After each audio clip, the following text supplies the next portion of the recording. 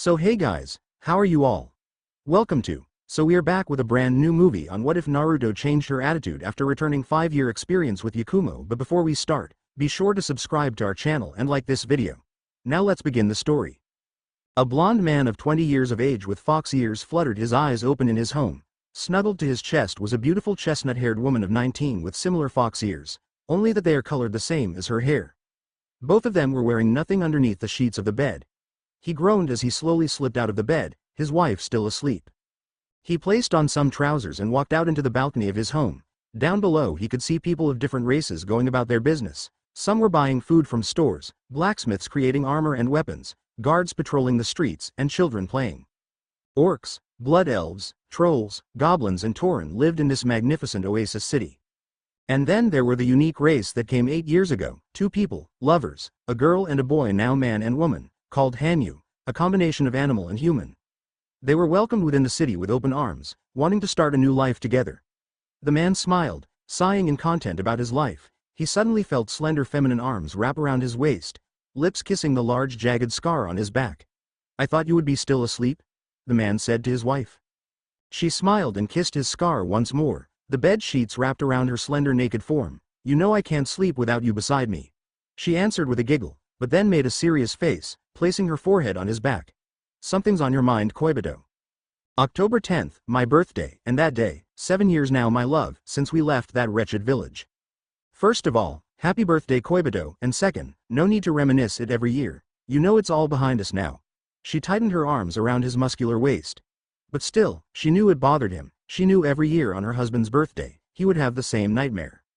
7 years ago Naruto Uzumaki was a blond boy with 3 whisker marks on each cheek. He frowned as he packed things into a bag and storage scrolls, gritting his teeth and tears falling down his face. Damn them. Damn them all. After everything I've done for them, he screamed inside his head. His duffel bag was being packed with the necessities, remembering what had happened a few hours ago. Flashback a few hours earlier. "What the hell do you mean I'm being banished?" the blond boy screamed at the older people in the room. "You will be quiet, you brat. It is as we say. You are hereby banished from Konoha for the serious injuries you have caused on Uchiha-sama." An elderly woman shouted at him with anger in her voice. He turned to Tsunade, the Hokage and his motherly figure with a pleading look, only for her to close her eyes and bow her head in shame. "No, this can't be happening. No," he thought with his face filled with dread. After all that's said and done, he left the room, only for his teammate Sakura to scream insults and threats at him. Demon, monster, garbage and every other insult she could muster was thrown at him. His friends didn't even bother to give him any support. The Sand siblings on the other hand, gave him a hug, saying that he is welcome to come to Suna. He declined their offer, saying it would likely cause more problems, but he thanked them in the end. With one final hug, he bid them goodbye and went straight for his apartment one last time. Flashback end, Naruto. A female voice came from at the door was his secret girlfriend, Kurama Yakumo. His childhood friend, best friend, and someone who became the love of his life in secret just a few months ago. The reason for the secrecy is that if the villagers found out they were in a romantic relationship, they would go after her, calling her demon whore or demon lover. She would be the target of mobs, beatings or worse, rape. So they had to be careful and always got together at night in his apartment where they would just spend their time, having dinner and enjoy each other's company. Out of all the people in Konoha, Kurama was always there for him. She was physically frail due to a condition with her body. It had to with a bloodline limit that gave them extremely powerful genjutsu, but it was also unstable. Naruto was able to save her from the demonic personality within her, but her physical frailty remained, unable to become a shinobi. But she didn't care, all that mattered was she got to be with Naruto. She was always there. The first day they met, Naruto was extremely hungry. He wandered around the streets near her home where she spotted him ruffling through the garbage for food. She was saddened at the sight and came out to give him food. He cried that someone for the first time in his life was kind to him. It was also the beginning of a beautiful friendship that would become something more. Over the next years of their childhood, they would spend time with each other. He had never been so happy before, his first true friend in his entire life, and possible his only true friend. "I heard about what happened, Koi." She walked in, carrying a duffel bag. "Yakumo, what are you doing with that bag?" Naruto said. His face dropped the mask of fake smiles and happiness. He would only be his true self around her. The 12-year-old girl walked up to him and placed her lips on his. "I'm coming with you. I have nothing here but you, Naruto. My parents are dead. I'm the only one that's left of my family. So I'm coming with you." Naruto returned the kiss, There is no arguing with you, is there? He smiled at her. She was the only one that would ever see his real smile, his radiant, heart-melting and contagious smile. Her lightly colored chocolate eyes gazed at his radiant blue eyes lovingly. You know you can't win this one, Naruto. I'm coming with you. Together forever, you promised me, remember? Flashback 4 years ago, Naruto. What is it, Yakumo? He turned to his childhood crush. You'll never leave, right? We'll always be together? She looked at him with pleading eyes, her hands gripping his, shaking with fear. He grinned and immediately captured her in an embrace, Yakumo sporting a blush. I promise we'll always be together. That's a promise of a lifetime. End flashback. Naruto kissed her once more. I never go back on my promises to you. He lowered his hands to hers, fingers intertwining. Let's go, I'm done with this place. With that, the couple with bags and storage scrolls with them, left the village, leaving his headband behind. He didn't even bother waiting for the ninja assigned to escort him out of the village, they just left and disappeared without a trace. XXXXXXXX Tsunade was a wreck. She was originally planning to smuggle him out and give him to Jiraiya so he could train him as long as he could until the banishment was repealed and he could come back. She loved him like a son. He reminded him so much of her deceased little brother Nawaki. But her plans went down the drain when they came to his apartment. There was nothing but the headband he left on the floor the second they entered. Shizune didn't fare any better. She broke down in the apartment crying. Her little brother was gone and there was nothing she could do. They couldn't send search parties as he was formally banished from Konoha. For the next 3 months, she would refuse to speak to anyone, clinging to a picture of her and Naruto when they were at a festival at a nearby town, enjoying themselves, eating cotton candy, playing games. They looked happy. XXXXXXXX The couple got into a boat at Wave Country. It was going to sail far west, into lands unknown to them. They were going to be as far away as possible. For the next few months out at sea, they kept to themselves in the ship, a few weeks away from land when they circled the new continent from the south into a country called Durotar from one of the veteran sailors. A storm struck them, ripping the ship apart and both of them nearly dying as they lay on the beach, their hands never letting go of each other. I am not going to let you two die, the Kyuubi said defiantly. This is goodbye, Naruto Uzumaki. I hope you live a good life in these strange lands. The fox demon then unleashed its chakra onto Naruto and Yakumo. Their hands still connected to each other, the chakra seeped into them, healing their wounds and mending their broken bones. Their ears began to move to their heads, turning into fox ears. This is my final gift to you. The fox demon said one last time, before fading away, the seal on Naruto's stomach disappearing forever. He was finally free of his burden. XXXXXXXX. Warchief. An orc warrior called out, survivors from the shipwreck. Thrall, son of Duratan, warchief of the horde and leader of the orcs in Orgrimmar, looked distantly at the beach. There laid 2 young teenagers, a boy and a girl. Laying on the sand unconscious, their bodies still. The orcs ran to the two, and the first thing they noticed were the dog-like ears on their heads. They're not human, Atoran said, examining their bodies. Their wounds are healing rapidly. I have never seen anything like it. We will take them back to Orgrimmar. There we can treat them properly. Thrall ordered, picking up the blonde fox-eared boy while another orc picked up the brown-haired girl. XXXXXXXX Naruto fluttered his eyes open. Beside him was Yakumo, asleep as both of them were on a bed. He sat up until he heard a voice. Be still, boy. He turned to his right and looked at a blue-skinned humanoid-looking man with tusks coming out of his mouth. You have never seen a troll before? Naruto shook his head. Well, I have never seen your kind before, with fox ears. He widened his eyes and felt his head. He was right, he did have fox ears. He didn't know what to make of it. He then realized that they were shipwrecked because of a storm. The Kyuubi must have kept them alive. He tried talking to him, but to no avail. He must have sacrificed himself to and gave them his chakra, in turn giving them fox ears. The warchief is here to see you, boy. The troll said. By the way, my name is Vol'jin. The troll named Vol'jin walked out of the door, and in turn a green-skinned man with large teeth walked in, smiling. He sat down on the chair. How are you, boy? I'm okay, thank you for saving me and my girlfriend. You were lucky we found you. I am Thrall, son of Duratan, warchief of the horde. You are in a hospital in Orgrimmar, our capital city of Durotar. What is your name, boy? My name is Naruto. He didn't even bother saying his last name, and the one lying beside me is Yakumo, my girlfriend. We left our old home to start a new life together, but... Thrall nodded. I understand. You know your name is strange in these lands. You two are awfully young to be on your own. Where are your parents? We're orphans, he told him with a straight face. Thrall admired his strength. He smiled as they talked some more. Naruto telling him about his life in a village called Konoha, in the elemental lands to the east. Yakumo woke up and spotted her love, Naruto. She lunged at him, crying onto his chest. The blonde Hanyu sighed and hugged him, patting her head, and in turn her fox ears. She looked up at him with widened eyes, placing her hand on the fox ears she now has. Oh my Kami, I have fox ears? Oh Kami, you have them too. Thrall just laughed, finding this whole thing amusing. XXXXXXXX. It had been a year since they had arrived. With the valuable possessions they thanks to storage scrolls they had on them, they traded it for a lot of money, enough for them to buy a house at the top of Orgrimmar. For the first time in their life, they truly felt at home together. Naruto, wanting to repay Thrall, joined the Horde. He trained to become a blade master. The couple had become close to Thrall. He had become a father figure to Naruto, so much so he actually adopted him into his family and clan. As he was adopted into the family and the Frostwolf clan, he was given an orc name, Nikazazov, which means little fox. Naruto was a natural with a battle axe. The weapon was so unique to him, yet felt natural at the same time. At age 17, he joined the war against the Scourge, fighting side by side with the Horde. Like his namesake in his native tongue, he was a maelstrom in battle. The war with the Scourge was also the time he got his weapon that made him famous among the Horde. Like the weapon he wielded, he was nicknamed the Maelstrom Fox of Shadowmourne, for he was cunning like a fox, but a maelstrom in battle with his axe Shadowmourne.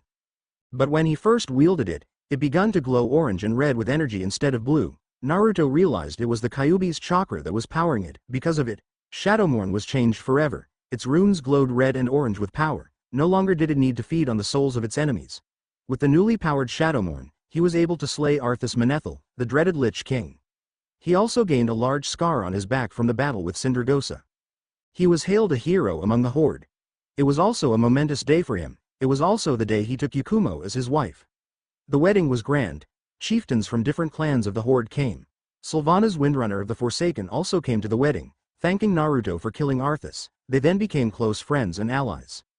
A year had passed since their marriage. Yakumo absolutely loved it in Orgrimmar. Thanks to the Kyuubi, she was no longer physical frail. She took up as a genjutsu mistress, continuing her arts of illusion as well as a blade mistress with her katana crafted with the help of her husband. No longer was she Kurama Yakumo, she was now Yakumo, wife of Naruto, son of Thrall and member of the Frostwolf clan. Their lives came for the better, the defeat of Deathwing during the Cataclysm and Thrall's marriage to Agra along with their first child Durik. Naruto was extremely happy he would be having a younger sibling. The husband and wife along with the rest of the Horde and Alliance were shocked with the discovery of the Pandaren race.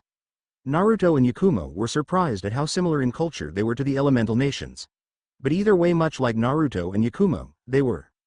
The day the Horde was plunged into civil war thanks Garrosh Hellscream was one of their hardest days yet. He was a tyrant the day he became war chief of the Horde. Orgrimmar was under siege that day. They temporarily allied with the Alliance forces in order to stop Garrosh's madness. Many lives during Garrosh's reign. The city of Theramore was destroyed by a monobomb Garrosh concocted. And then he attacked Pandaria at the Vale of Eternal Blossoms, using the pool to unleash the Shaw of Pride from the heart of Wysharge and corrupting the Vale. Many Pandaren died that day. He then tried to assassinate Yakumo, who was loved by the Horde for her strength and kind and gentle nature, and would eventually blame it on the Alliance, hoping to fuel the fires of war with her death. Thankfully Vol'jin saved her. Naruto was eternally grateful for that. Their friendship grew to that they became blood brothers. Garrosh even used beasts of great evil to fuel his army, creatures of the old gods. Garrosh proclaimed they were the true Horde, what the Horde should have been. Naruto and Yakumo fled to Pandaria with Vol'jin and the rest of the Horde forces who disagreed with Garrosh. They formed the Darkspear Rebellion, an open Horde rebellion. After regrouping their forces and acquiring allies, they took the fight back to Orgrimmar, and finally stopping Garrosh's tyranny. XXXXXXXX. Thrall walked up to the defeated Garrosh, who was currently on the floor, wielding his iconic weapon, the Doomhammer. "You disappoint me, Garrosh. You are not worthy of your father's legacy," he said, but then turned to his Naruto and nodded. Naruto walked up, looking down with fury at Garrosh. "You tried to assassinate my wife, hoping to pin the blame on the Alliance to further your goals. I will never forgive you for that." He raised Shadowmourne and swung it down to his head, but was stopped by the sword of King Varian Rin, frowning at him. "His punishment is not for you alone to decide," the King of Stormwind declared. Naruto growled at the human king, "I won't let you take him. We have all suffered from his atrocities. My people, more than any other." Taranju's face was that of sadness. "Let him stand trial in Pandaria. There, we will mete out justice for all." Varian nodded to Naruto and withdrew his sword Charlemagne, while Naruto withdrew Shadowmourne and walked back to his wife's side, in each other's embrace. It's finally over. Yakumo sighed in relief, her husband is alive. Vol'jin looked to Thrall. The Horde needs its true warchief now, more than ever. Yes, but it was you who held the Horde together during this madness. Thrall turned to the jungle troll. It was you that protected our honor. From this day forward, Vol'jin. If you lead, I will follow. Thrall then bowed to him, declaring Vol'jin the new warchief of the Horde. Vol'jin gasped, I am not worthy. The Horde leaders bowed. Naruto and Yakumo smiled at their close friend, and bowed to him as well. But I will give my all, for the Horde. Varian approached them once more after Garrosh was taken away. I will speak your warchief. The orcs parted and revealed Vol'jin kneeling in the middle. Varian widened his eyes at this. I speak for the Horde, Vol'jin replied. Very well. Varian said, disgruntled that he won't be speaking to Thrall. The Horde has committed heinous crimes, Vol'jin.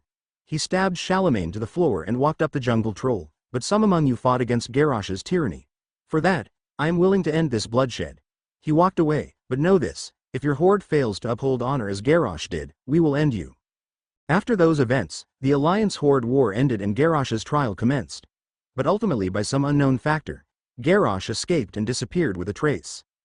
2 years since the war ended, all of this half of Azeroth was at peace while little news from sailors of the elemental nations was brought in. Surprising news was that Naruto's friend Gaara became Kazekage.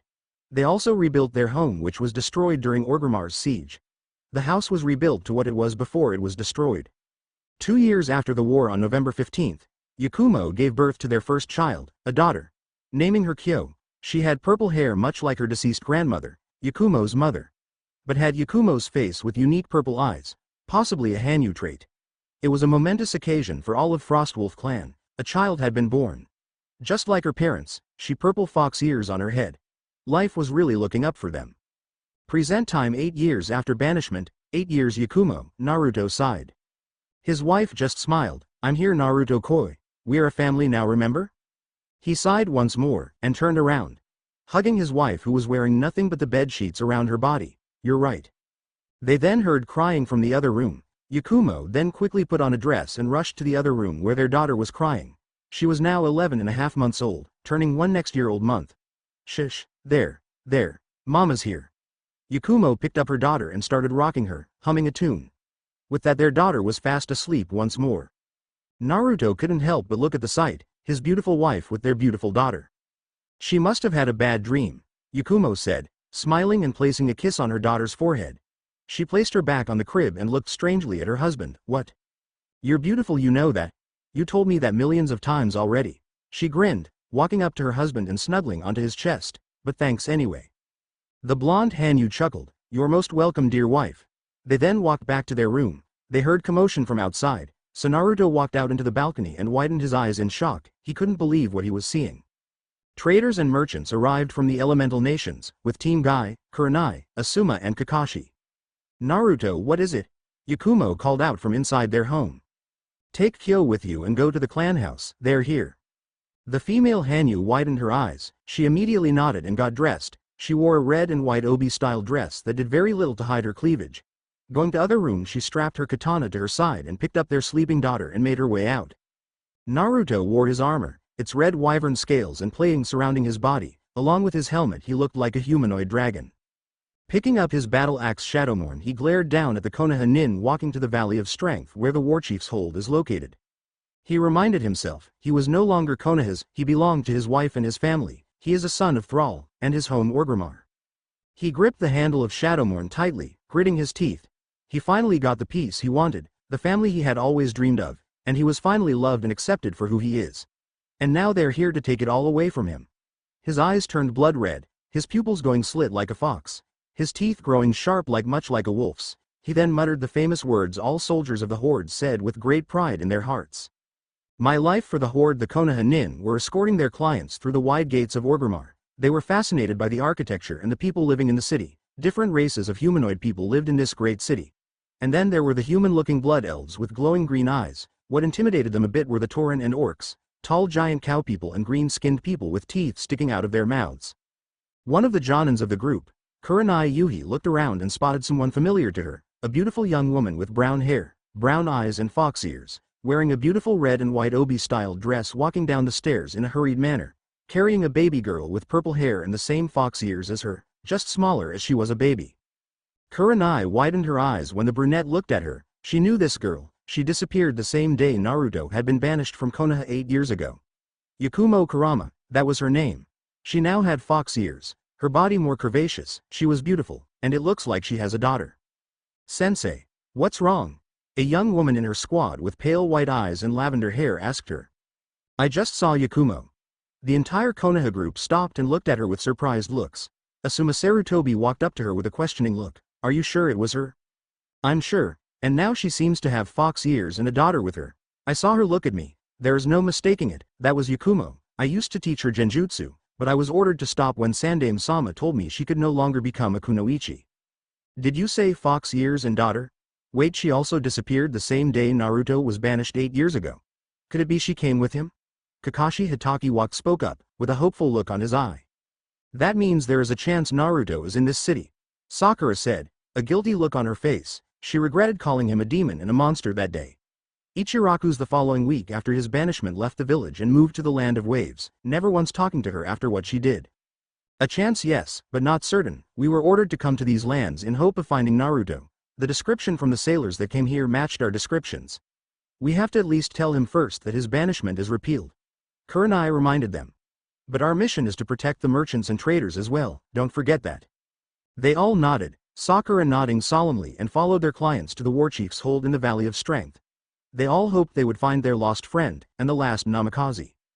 XXXXXXXX Naruto was inside the warchief's hold. Beside him was his blood brother Vulcan, warchief of the horde, seated at the throne. He notified Vulcan who these people were, and the warchief was unhappy. He knew of his poor treatment at his birthplace, and how he was shunned. As warchief he had a responsibility to his people, and his family. He would be damned if he let them take Naruto away, and possibly the young family as well. For now he had to be civil, they hadn't done anything, yet. He hoped Yakumo and their daughter Kyo made it safely to the clan house. Right now he had a job to do, as captain of the newly reformed Corcoran Legion, the elite fighting force of the horde. He watched as the traders and merchants walk into the Great Hall along with the Konoha Nin. Vulcan stood up and raised his arms in welcome. Welcome all, to Orgrimmar, capital city of Durotar. I am Vulcan, warchief of the horde. A silver-haired man with his headband covering his left eye bowed. We thank you for your welcome, warchief Vulcan. We shinobi from the land of fire, a country from the far east across the ocean. We are here as escorts and guards for the merchants and traders with us. I am Kakashi Hitachi. These are my colleagues Might Guy, Kurenai Yuhi and Asuma Sarutobi with their squads. Naruto with his helmet still on turned to Vulcan. The warchief nodded and turned to the shinobi. Now please, you must be all tired from your long trip. We have prepared rooms for you and your people to stay. We may do our business tomorrow. The 4 squads sighed in exhaustion. One of shinobi had frisky brown and red markings on his cheeks. At his side was a large dog as his companion. Aw man. I'm beat. I mean 3 months at sea. It's a good thing we can set up summon seals so we can travel faster. He felt at his bum and sat down. His dog Akamaru barked in agreement. At least while guarding the merchants we can also look for that idiot Naruto. Many of the orc control guards tensed, calling the captain an idiot so openly. They had to control themselves or else create an international incident. Can you keep it down, Kiba? We are all trying to rest. A girl with brown hair tied to 2 buns carrying large scroll on her back sat on a couch. And don't call Naruto an idiot, he did beat you in the Chunin exams. He just got lucky. Kiba snapped at her. Besides, that dead last won't be able to beat me, not this time. Naruto kept a straight face in the room, but many of his men knew he was mad. He just walked past the shinobi and made his way out of the building. He had to go see his family. XXXXXXXX Yakumo was with Agra inside the clan home of the Frostwolf clan. Thrall was on official business in Silvermoon City in the Eastern Kingdoms. She was playing with her daughter, actually her daughter playing with her mother's fingers, smiling and making sounds. Naruto walked in and placed his helmet down and started growling. Raw! He roared, taking out Shadowmourne and completely destroying a table in the room. He was fortunate Kyo did not cry and just laughed, mistaking it for her father playing around. Yakumo, on the other hand, was extremely worried. Go to him, daughter, I will watch over Kyo. Agra said. The female Hanyu nodded in thanks and quickly rushed to her enraged husband's side, enveloping him in an embrace. Naruto managed to calm down a bit, but his breathing was still erratic. They're here, they're here. He muttered, placing his arms around his wife, shaking in anger. Shish, I'm here, Koibito, I'm here. We'll face this together. Yakumo just whispered to him, her voice like a soothing song to her husband's ears, calming his rage. They fell to their knees, in each other's embrace. Tears were welling in the man's eyes. This isn't fair, we came here to be away from them. I know, Yakumo whispered, we will all face this together, besides Vol'jin won't let this happen, you two are brothers for ancestors' sakes. He sighed, wiping his tears away, you're right, it's just seeing their faces. I know Naruto, I know. Yakumo gave him a small smile, kissing her husband. His rage finally subsiding. I pity those who anger him when you are not around Yakumo, for only you can calm his rage, Agura said in a serious tone. Another thing, Sasuke wasn't with them, it was a different member for Team 7, he had black hair as well but his face devoid of emotion, Naruto said. We'll just have to wait and see what happens next, Naruto, Agura replied. XXXXXXXX Hinata Hyuga, heiress to the Hyuga clan, was pacing in her room. With her were the other girls sleeping as her roommates along with her sensei Kurenai. She was worried, what if that baby Yakumo holding was Naruto's child? What if they were husband and wife? She did not want to believe it. Hinata, I know what you are thinking. Kurenai called out, making her stop pacing. Sensei, I'm scared, what if that baby is Naruto's? Those words struck Sakura, could he have found love here? But she remembered Naruto was head over heels for her, she then remembered he stopped pursuing her months before the Chunin exam started. Just what happened? I don't know, Hinata, maybe he found love here. Kurenai did not want to say it, but it was the truth. Hinata never found the courage to tell him, and now she was probably too late. The pale-eyed girl sat down on the bed, tears welling in her eyes. Tenten sat beside her to comfort her, rubbing her back as the Hyuga heiress cried. XXXXXXXX. The next day the merchants and traders from Konoha begun trading their wares in the market square. The Konoha shinobi were given a break and begun exploring the magnificent city. Tenten of course bought all the unique weapons she could afford with the money she had on hand. Ever since merchant ships started arriving in Durotar, the horde had begun to prosper even more with the new technology they had been given. One of those technologies was the fuel engine, with it they could fuel their vehicles. Electricity was not needed seeing as they used energy crystals that were mined all over. Medical techniques were also traded to the horde, allowing them to save more lives. The rest of the Konoha rookies were going about their own business, and secretly looking for Naruto. They were now sure he was in the city. Kakashi spotted the same dragon-scaled armored soldier with the warchief from yesterday. He was currently with an extremely large wolf with a saddle on its back. The soldier was feeding the black-furred wolf with a lot of meat placed on a large bowl. After feeding the wolf, he got on the saddle, and rode towards one of the large houses. The banner on the houses depicted a snow wolf. There he saw the missing heiress of the Kurama clan of Konoha, with her daughter. There Kakashi's eyes widened when he saw the smile of the baby girl. It the exact same smile Naruto had. There was no mistaking it now, that baby is Naruto's daughter, and Yakumo is the mother. Kakashi, what is it?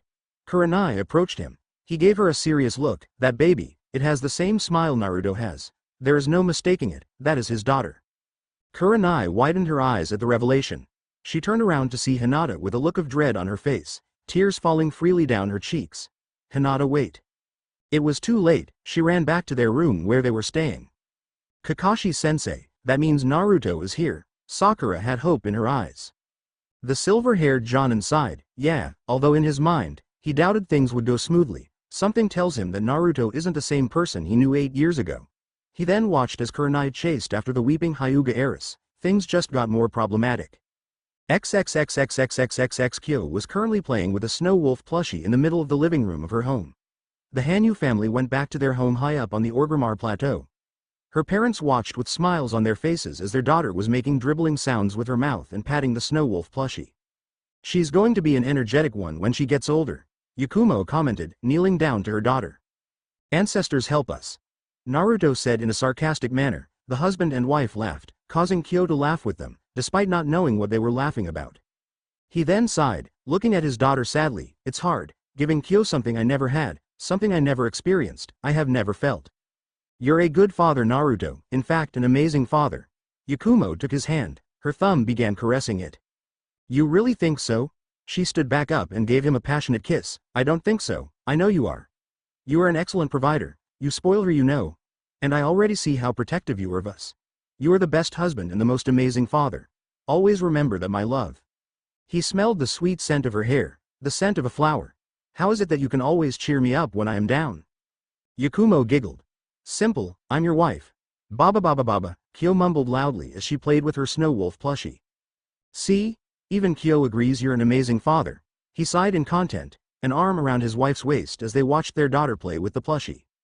XXXXXXXXX Neji didn't know what to do. Her cousin was a complete wreck after finding out Naruto was married to Yakumo and had a child with her. She refused to come out of her room where they were staying in Orgrimmar. He honestly didn't blame Naruto though. He knew he was shunned all his life and couldn't notice that Hinata was in love with him. How could he when too many people hated him for what he held inside him? The abuses, the annual fox hunt on his birthday, and the hateful stares people would give him.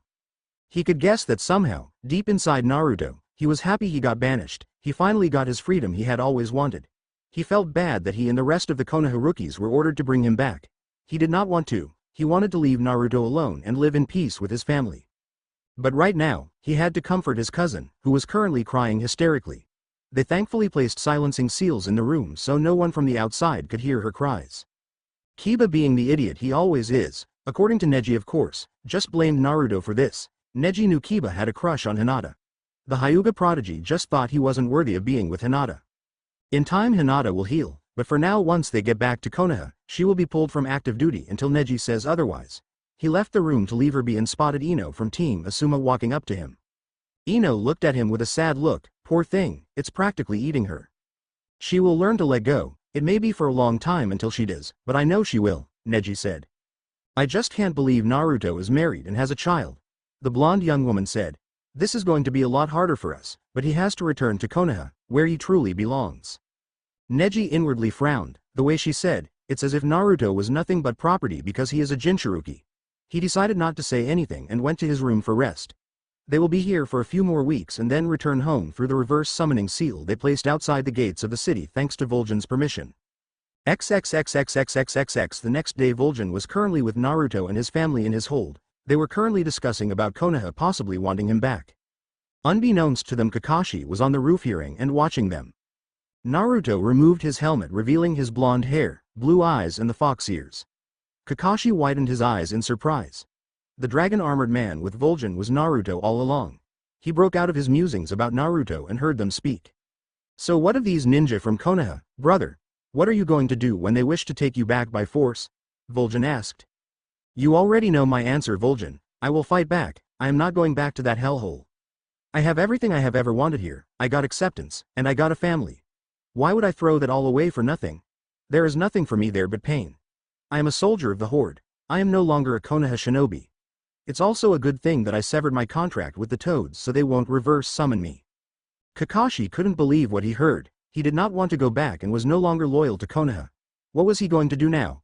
He knew once they come back and tell them Naruto is here in Orgrimmar, Jiraiya will come here and try to take him back. He then heard them continue speaking. They will most likely send Jiraiya. He is their spymaster and can get in and out quickly without detection. Naruto, we could head for Silvermoon City for a while or maybe in our clan keep in Alterac Valley. We haven't been there in a while you know? And Drekathar would love to see Kyo again. Or how about visiting Kyo's auntie Sylvanas? I guess we can visit the old geezer and then Sylvanas. We haven't seen them in a while. He chuckled, but we will have to bring the Corcoran Legion with me for security's sake. They're my men after all. Vol'jin, I agree brother. The Corcoran Legion are our best fighting force with you as their commander. The Forsaken have taken a liking to you ever since you slew the Lich King Arthas, and the undead frost dragon Sindragosa. I got a massive scar on my back thanks to that undead dragon. Naruto grinned. Yakumo of course glared at him. Vol'jin laughed. Scars are treasured here in the Horde. You of all people should know that Yakumo. Don't encourage him Vol'jin. You do realize he almost died fighting Sindragosa? Yakumo turned to glare at the warchief. It's best if we just stay here. I'm tired of running from them. This time I will face them head on. Yakumo placed a hand on her husband's. We will face them head on, together. If things go south, you at least have the Corcoran Legion by your side, and all of Orgrimmar. Vol'jin said, a grin on his face. Thank you Vol'jin. Naruto nodded to the warchief. You are my brother Naruto, I will always be by your side. Kakashi gulped nervously. Not only was Naruto a loyal soldier of the Horde, but the overall commander of their most elite soldiers. Tsunade is going to throw a fit. Heck, she might come here herself. He heard enough and returned to the inn. XXXXXXXX. So that guy with the awesome dragon armor is Naruto. I find that hard to believe. He's supposed to be an idiot. Kiba screamed. A broadsword was then thrown at him and hit the wall, missing 3 inches from his nose. A group of Horde soldiers were growling at Kiba, approaching him. They were from the Corcoran Legion, the Horde's most elite soldiers. We have had enough of your disrespect of the commander. A blood elf growled along with the rest of the group. They consisted of orc, trolls, tauren and blood elves. The Forsaken and the goblins had their own elite forces as they specialized in more subtle roles. This is not good. The rest of the Konoha nin except Hinata, who was still in her room, thought. We're deeply sorry for Kiba's stupidity. Tenten bowed in apology. He always speaks without thinking straight. Hey, Kiba protested, I was only stating the facts. How dare you? An orc drew his axe, ready to fight. That dog of yours will be punished. The legionnaires charged but was stopped by a thundering voice. Enough. A voice roared from the entrance from the door. There stood the commander of the Corcoran Legion, Naruto Nakazazov, son of Thrall and member of the Frostwolf clan. Commander. The Corcoran legionnaires bowed. We were just simply teaching them a lesson. The Blood Elf legionnaire stated. Return to your posts, I will deal with them, Naruto ordered. Yes, Commander. The Blood Elf replied with a nod. Turning to his men he said, return to your posts. The men left the inn, leaving Naruto alone with the Konoha nin. He drew Shadowmourne, setting the tip of the axe's blade to the floor with a loud clang. That is a big axe, Tenten said, stars appearing in her eyes, and started to drool at the large axe with its runes glowing red and orange. The rest of the Konoha nin stared at the blonde Hanyu, who was currently a high-ranking officer in the horde. You haven't changed a bit, Inuzuka, never using your head. What was that dead last? Kiba growled. Kiba, that's enough. Kurenai scolded him. She then bowed to Naruto. We apologize for his brash behavior. We also apologize for the way you were treated during your childhood. Enough with your meaningless apologies. I know you are here not just as escorts for the merchants. You are correct, Naruto-san. Neji spoke up. We received information of a man with striking similarities to you living here in Orgrimmar from the sailors going back and forth from the elemental countries to here. We believed it was you, and we were correct. Tsunade-sama then ordered us to take you back if we found you. You of all people know I have no intention of returning. But Konoha is your home, Naruto, it's where you belong. Sakura argued, but then found it hard to breathe when a blast of killing intent shot out from Naruto. You will speak, only when allowed to speak, Haruno. Now shut up, Naruto roared, his last 3 words almost sounding demonic from the Kyuubi's chakra. His eyes turned blood red with slit pupils before returning back to their normal blue. The whisker marks briefly appeared as well when he flared the chakra, and then disappeared. Sakura couldn't speak. The rest of the Konoha nin were deeply shocked at Naruto's behavior. He truly had changed, or was that personality of happiness just a mask? Naruto. Kakashi began to speak but was interrupted. Yakumo entered the inn with their daughter. The infant reached out with her tiny arms. Naruto then smiled a genuine smile. A smile Kakashi had never seen before. He picked up his child and kissed her on the forehead. Papa just has some business to do. He returned Kyo to Yakumo, and turned to the Konoha nin with a glare. You will all do your business here until the merchants finish. Over the course of the next few weeks until the merchants leave, you will all be under heavy watch by my men. Do not do anything you will regret, lest you all wish to return home in body bags. He along with his family then left the inn, leaving the rest of the Konoha nin shocked. He just threatened to have us killed, Tenten gasped. Most unyouthful, Lee muttered. As if he can actually do anything to us, Kiba scoffed. Shut up, Kiba. It's your fault we're in this mess in the first place, Tenten glared at him. Tsunade-sama won't be happy about this, Guy said with his head down in shame, most unyouthful. Sakura just sat down on the chair, tears falling onto her lap. Naruto, I'm so sorry. XXXXXXXX 3 weeks went by. Naruto watched as the people from Konoha along with their merchant clients disappear with a poof of smoke from the transportation seal. With them returned to Konoha, they will definitely tell Tsunade about all of this. He is going to need to prepare the Legion for Jiraiya's arrival, and possibly Tsunade as well. He would like to avoid a bloodbath inside Orgrimmar, but that might be unavoidable considering how temperamental Tsunade can be. Whatever it is, he will be ready. XXXXXXXX. You're telling me that Naruto Uzumaki is not only a soldier of the Horde, but the commander of their most elite forces? Tsunade said, her hands were shaking. This was news to her, since Naruto left she hadn't heard from him in 8 years. Kakashi nodded. Yes, Tsunade-sama, and he has gotten certainly stronger. The pictures here show his Hanyu traits from him and his wife and daughter. Wife and daughter.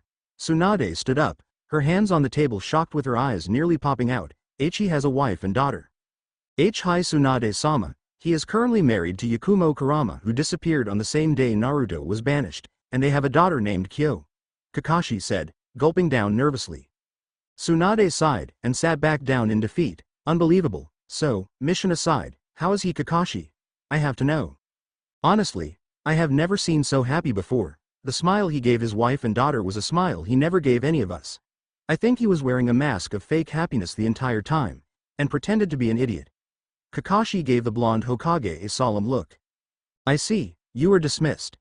Shizune, who was in the room listening the entire time, looked at her mentor with a desperate look. He is coming back, right? I don't know, Shizune. I know we're being selfish, but he seems so happy there. Didn't you hear? He got the family and happiness he's always wanted. We should at least see him, Tsunade-sama. He is also family after all. Tsunade nodded. We will, Shizune, I promise you that. Just then an Anbu came in, with an auburn-haired woman with silver eyes, escorted by a teenaged girl wielding a bow. The girl looked like a Persian princess.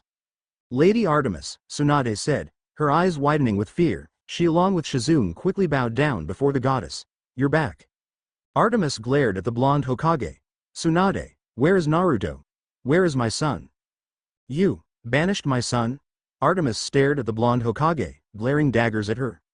I had no choice, it was either that or the entire village wanting his blood. Tsunade gulped. This was horrible timing. Artemis, goddess of the hunt, the moon, wildlife, virginity and birth, who was also Naruto's mother, making him a demigod. Why is my son hated in this village? He should be viewed as a hero. The people thought otherwise, because of the Kyuubi sealed into him. They thought he was the Kyuubi incarnate. Artemis gripped her bow. She was tempted to just eradicate this entire village from the face of the earth. But she knew Minato wouldn't want that. She knew how much her husband loved this village, but the people here somehow became toxic, damning her baby boy to a life of suffering. She had to find him. She will do everything to make it up to him, to explain to him why wasn't she there for him. At the same time she is scared. She knew he might hate her for leaving him. But right now, she had to know where he is. Where is my son now? In a country called Durotar. It's at the other side of the world. He swore his loyalty to that country and its war chief. He's married now, even has a daughter. Tsunade handed the goddess the picture that Kakashi left her. Artemis' mind was blank. She missed too much of his life. She took the picture with shaking hands, and gazed at it. There he was, an exact copy of her husband, but what confused her was that they had fox ears. Probably the Kyuubi had a hand in this. She smiled sadly at the picture. He was happy. His smile radiating as he held his wife and daughter. Behind them was an extremely large wolf with a saddle on the back. He wore red-scaled armor, reminiscent of a dragon. His wife had chestnut brown hair with chocolate-colored eyes. My lady, is this him? Her lieutenant asked. Yes, Zoe, this is him. He looks so happy. He probably doesn't need me anymore. Tears began to fall down her cheek. Don't say that, my lady. Every child, no matter how old they are, will always need their mother, Zoe said with a stern voice. Artemis nodded. Thank you, Zoe. She wiped her tears and turned to Tsunade. Is there anything else about him? He is the commander of the Horde's most elite fighting force. They are called the Corcoran Legion. It seems that place is split between two factions, the Horde and the Alliance. Recent information from our squads say that the war just recently ended between them, but relations are still hot. Another thing, a dragon that can has the power equivalent to a god was also slain a few years back, by Naruto no less. A dragon by the name of Deathwing. Artemis and Zoe gulped. Naruto slew a dragon, and not just any dragon, but one whose power rivaled a god. Might as well call him a godslayer. Artemis then took another picture, and pride filled within her. There he was aiming a bow made of dragon bone and scales at a target. She looked at another picture and it showed him riding a wolf with his daughter. Is there any way to get there, Tsunade? I have to get to him. There is, the transportation seal just at the gates. Use that and you will be at the gates of Orgrimmar. The city Naruto is living in now. You better hurry because Jiraiya is already there. Artemis' face contorted to one of rage. She absolutely despised the perverted man. Zoe herself frowned as he heard of this despicable man from Artemis herself, how extremely perverted he was, and was proud of it. He better hope I not see him near my son. Artemis growled and quickly exited the room, Zoe following suit. Tsunade sat back down, sighing in relief that the village had been spared. XXXXXXXX Naruto was currently at his home in the living, his wife preparing lunch while he watched over their daughter, now a year old a few days ago. They celebrated her birthday as a family. Vol'jin, Thrall and his family were present.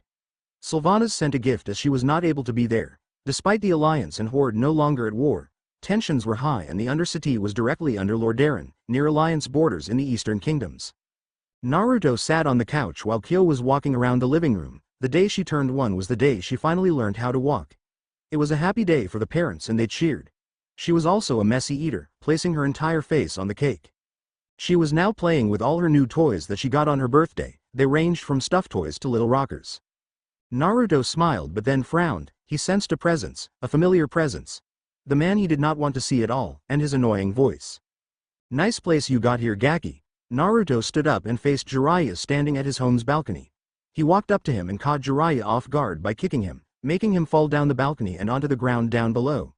He jumped down with Shadowmorn in hand and stabbed the axe to the ground, the blade just half an inch from the Toad Sage's neck. You have a lot nerve coming here, Jiraiya. Commander. Many legionnaires rushed up and pointed their blades and bows at the white-haired man. Naruto, I just came here to talk, Jiraiya said in a panic. He did not believe Naruto had changed and still assumed he was the overly cheerful boy from before. Naruto. Akatsuki are looking for you. You need to come back to Konoha so we can protect you better. Like hell I am.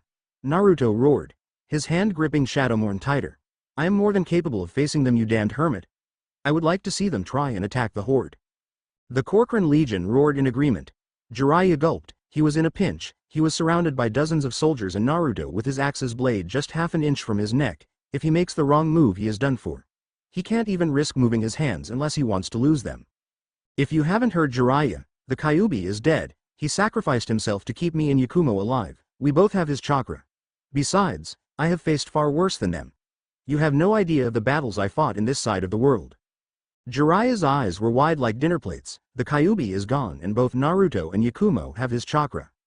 Things just got more complicated. He looked at the armor Naruto was wearing. It reminded him of a dragon because of the dragon scales attached to it. And then there was the axe. It leaked dark energy, very dark energy, the runes glowing red and orange. He could sense the Kyuubi's chakra in it as well. It seems he is channeling the red chakra into it, empowering the weapon. Or was it already empowered? Leave, Jiraiya. You are not welcome here. Please, Naruto, I thought your dream was to become Hokage. A foolish dream created by a foolish child. I am not that foolish child anymore. I had a dream, and that was to start a family, which I already have. Legionnaires, escort him out of the gates. He lifted his axe, and don't even bother using chakra in here. We have created measures to prevent you from using them. The legionnaires then picked up the old hermit and escorted him out of Orgrimmar's main gate, literally throwing him out. XXXXXXXX Artemis and Zoe immediately teleported to the front gates, and the first thing they saw was Jiraiya being carried out by soldiers and thrown out, watching him fall onto the dirt. Artemis raised an eyebrow. It seems her son handled the situation quite well. The two huntresses hid themselves from him as they watched him head to the transportation seal with a defeated look. After he poofed out of existence, they approached the gates and simply entered. She then widened her eyes. There he was, her baby boy all grown up. He wore the dragon armor like in the picture, but then spotted his weapon, a gray axe with glowing red and orange runes. At the center where the handle was attached was the skull of a demon with its eyes glowing red. Naruto spotted them and began to race, so many questions racing through her head. Naruto approached them. What are Alliance Rangers doing here? He demanded. Many of the Corcoran Legionnaires began to grip their weapons. Zoe noticed this. She remembered how tensions between the Alliance and Horde were high. She understood that perfectly. We're not with the Alliance, Naruto, Artemis replied. The Corcoran commander narrowed his eyes. Who are you? My name Artemis, and this here is Zoe. As to who I am, Naruto, I am your mother. Yakumo entered the scene with Kyo in her arms, and the words she heard was that this woman was her mother. Her eyes widened in shock at the declaration, as is the rest of the Legionnaires in the area. A lot of questions were going to be asked. XXXXXXXX. So let me get this straight, you are a goddess from another world, and that makes me a demigod? Naruto said, I find that hard to believe. If you really are my mother, then where the hell were you? Artemis flinched. I wasn't allowed to raise you. Why not? Naruto roared, growling as his eyes turned blood red and pupils going slit. Vol'jin, who was listening and watching the whole thing, stayed quiet. My father Zeus, your grandfather passed a law that prevented gods from raising their demigod children. He feared if that happened demigods would get too powerful and would overthrow him. The war chief looked into her eyes. He then spoke. She is not lying, Naruto, no matter how far-fetched this all is. It is not uncommon that she could be from another world, you know that. The orcs are originally from Draenor. That means there is a portal in the elemental nations, much like the Dark Portal. So it was because of him that you could not raise me? Artemis nodded. Then by my hands, he will die. Artemis and Zoe gasped at the declaration. Little brother, do you realize what you are saying? You are planning to wage war on Olympus. Zoe tried to change his mind. So what if I am? That pathetic excuse for a king is nothing but a paranoid old fool. Because of him, my childhood was hell. He is right, little huntress. Vol'jin interrupted, this Zeus, he must depose. What's not to say he plans on killing your brother, knowing how powerful he is now, he will not hesitate. And by attacking a horde citizen, a soldier no less, is grounds for war. We are not afraid of gods, we have killed gods before, what is another? Artemis began to weep, I'm sorry my son, I should have stayed. Naruto knelt down and hugged her, I forgive you, the one who should pay is your father. He is a powerful god, Naruto. So was Deathwing, and he was considered a god. He wanted to destroy this world, causing a great many cataclysms. Yet he was defeated by our combined forces. If anyone can defeat your father, we can. Zoe respected him, even though he was male and the huntresses of Artemis were known their world to hate males. She respected her younger brother. He was an honorable boy. No, not boy, man. I see you have grown into a fine man, little brother. He smiled at her, I endured, that's why. Though there are still a great many things I wish to experience. He said, looking at his mother, like what it feels like to have a mother. Artemis sniffed, her eyes leaking out more tears. She tightened the hug on her son. I promise, I will make it up to you, that is a promise of a lifetime. Yakumo, who was there as well, just stayed quiet, smiling at the scene. Just by hearing Artemis say, a promise of a lifetime, she knew that she was her mother. She then stood up and walked up to them. I think somebody wants to meet you. She handed Artemis her daughter. Kyo, meet your grandmother. Artemis took her, the child didn't even cry and just smiled. She's beautiful, she said. Baba baba baba, Kyo mumbled. Zoe giggled, was that her first word? No, it was mama actually. Naruto shook his head with a chuckle. Mama, Kyo shouted. See, indeed little brother. You told me mom, you and the huntresses were man-haters. I expected you to hate me, not accept me. I am loyal to Lady Artemis, and I somehow already knew you would be a good man. And plus, you were family. Thank you, older sister. Naruto smiled. I suspect I would have to come to this camp you were talking about earlier. Unfortunately, it is usually required for all demigods to come. Honestly, I hate that place. Zoe grumbled. I can imagine, but I worry that my wife and daughter are not welcome. I will make sure that you are welcome, Naruto. Chiron, the camp administrator, will allow them in. Artemis reassured him. When the time comes, the Corcoran Legion will march in. They are my men in my charge. I believe the horde establishing an outpost there will benefit us greatly, Vol'jin said. Agreed. Naruto nodded, it will also show them that we are a force to be reckoned with. My father Zeus will not be happy, Naruto's mother reminded them. He can complain like a spoiled child all he wants. He will think twice before messing with me and my family, Naruto declared. There is also another one you should be wary of, Heracles. Because of him, I lost my immortality. He just used me in order to complete his quest. Zoe growled. Then when I see him he will die as well. Naruto growled with his sister. Naruto, I know you are a man with honor, but please try to keep the killing to a minimum. You will attract unwanted attention. Yakumo said, giving him a small glare that caused him to gulp. Yes, dear. Artemis and Zoe giggled. At least he is wise enough to listen to his wife. So how long will you two be staying here? A few days wouldn't hurt. I have a reinforced shadow clone doing my job until we get back. Your other sisters are at Camp Half-Blood as we speak. Yakumo nodded. I see. Well, you are both welcome to stay at our home. We have a few guest rooms in there. And don't worry about the soldiers, especially the men here in Orgrimmar. They are not glaring at you because you two are women, but because you look like Alliance Rangers like Naruto mistaken you both for. Tensions are still high. We understand. It's surprising that my son already fought in a war already. Artemis replied. By the way, this stuffed toy Kyo has is really nice. She got that from Sylvanas a few days ago. She just recently turned 1. Sylvanas is a dark ranger of the Forsaken, and her archery skills here in Azeroth have met no equal. She is a brilliant commander, but also ruthless. Best not to get on her bad side. Even I have trouble fighting her whenever we get the chance to spar. She has ways of countering attacks from those far more powerful than her. You seem to respect her greatly. Zoe noted. I do. She is a great friend but also a terrible enemy. She shows no mercy to anyone who crosses her. Well, enough of this. We should all head back to our place. It's getting late. Vol'jin, I will see you later.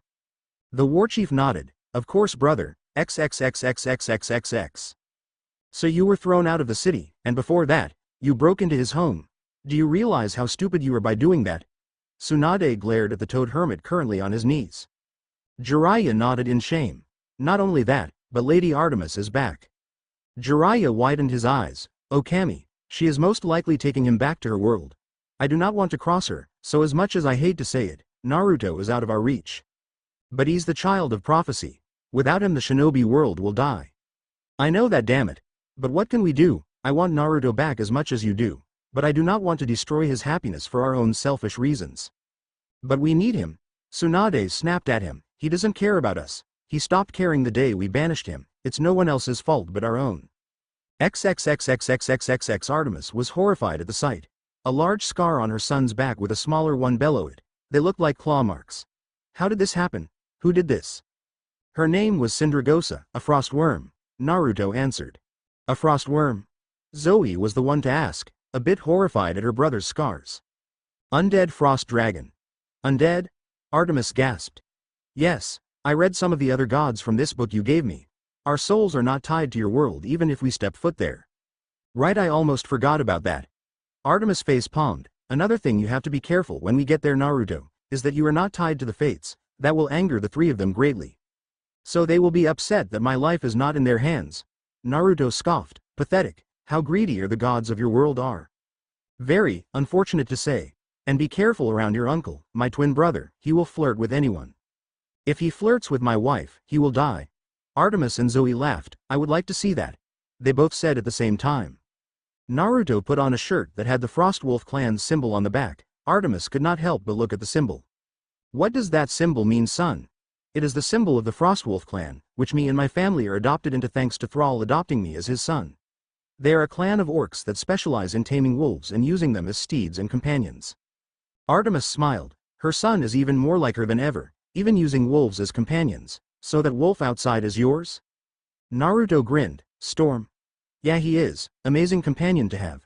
I take him with me when I go wyvern hunting, one of them being the Rathalos, which is the armor I am wearing, and that bow you see over there beside Shadowmourne. When the goddess looked at the axe, she was a bit concerned. I've been meaning to ask about that axe of yours. It looks evil. Naruto finished the sentence. Well, at first it is, but when I held it for the first time, some of the Kyuubi's chakras somehow went into it, completely purging the evil energy within it. As to how I got it, I forged it alongside the Knights of the Abenblade. Why would you forge such a thing? Zoe grew concerned as well. I had to. It was the only way to defeat the Lich King. When we fought him and the Scourge, you have no idea how powerful he is. It was thanks to Shadowmourne that I was able to match him in strength. After that, I knew I had to get stronger, so that I can be ready for other dangers that lie ahead. You are so much like your father, Artemis said with a smile, but then noticed her son's face going sour at the mention of it. Naruto, what's wrong? I do not want to talk about him. He was the reason why I had a horrible childhood to begin with. Naruto, he had no other choice. Artemis tried to reason with him. I know that, he snapped, but then looked remorseful for snapping at her, but it still hurts, that he used his own as an ancestor's damned sacrifice. I just felt so used. Artemis was saddened by how bitter her son can be. Zoe on the other hand could understand how he felt, being used. They then continued to listen to him. Do you know how much I had done for that village? Hell, it took me a while to finally realize who my father was. The old man Sandame wouldn't even bother telling me, always telling me it was for my own safety as he had so many enemies. After that I gave up and stopped caring. After they kicked me out of the orphanage when I turned 5, that's when my life got worse, and it was also the best year, because that's when I met Yakumo. Yakumo, who listened in, walked into the living room where they were and hugged him from behind, listening to him speak and calming him down. They kicked you out of the orphanage. They always thought you were the fox. Artemis growled. The blonde Hanyu nodded. Every birthday I had, the villagers would hunt me down on one of their annual fox hunts. The abuses I received, the hates, the stares, that's when I started putting on a mask, one that always showed I kept smiling and being cheerful. With the help of the Kyuubi himself, he trained me, teaching me techniques, but I had to hide them so they wouldn't be suspicious. In turn I became the Dobi, the dead last. After retrieving their precious Uchiha, I was banished because I injured him too much. Artemis sat down on the couch with tears in her eyes, Zoe rubbing her back trying to comfort her. Naruto sat down beside his mother and placed an arm around her. The day we arrived here in Orgrimmar was the best day of our lives. We built this house, started a new life together, and then came Kyo. Honestly, even with everything that has happened, I wouldn't trade it for anything else. I'm so proud of you. I just wish that I was there with you. Nothing we do can change the past, but we can at least look forward. My worries right now are Konoha. They have the gall to ask me to come back. I have no intention of coming back. Jiraiya claimed it was for my own safety because of Akatsuki. They are after all the Jinchurikis. I am not letting them take you. Artemis growled. There was no way they're taking her baby boy away. Nor will I allow them, they have no idea what the Horde is capable of. Naruto reassured her. Dinner is ready by the way. Kyo is probably making a mess already. Yakumo notified them. We better eat before the food gets cold. They all nodded and made their way to the dining room. As Yakumo said, Kyo was already making a mess with her food. Baby food was all over her face, making everyone laugh. Inwardly, Naruto wondered what her mother's world would be like. What new adventures await him? What new creatures will he get to slay? What battles will he fight in? Something on your mind, Naruto? Artemis asked, her fork digging into the steak. Just wondering what your world is like. I can't help but feel a little excited. Naruto chuckled. I mean, are there any beasts there worth hunting? I'm hunter after all. The goddess and her lieutenant grinned. Yes, there are a lot of creatures worth hunting there, many beasts of old still roaming the forests and plains. Although the world is much more modernized compared to here. Naruto gave his mother a matching grin. Then I cannot wait till we leave in a few days. My father Thrall will be arriving tomorrow. I'm sure you would like to meet him. His wife Agra is at their home at the other side of Orgrimmar. We can meet with them tomorrow once he arrives. I would like that. I want to give him my thanks for taking you in. Baba baba baba.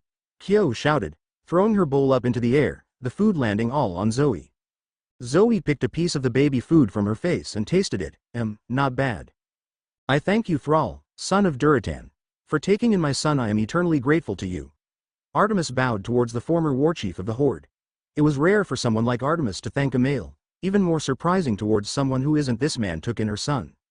Thrall bowed in return. Naruto told him of the reason why she couldn't raise him, and he was upset. For Artemis' father to pass a law that prevents them from raising their demigod children out of fear they may become too powerful.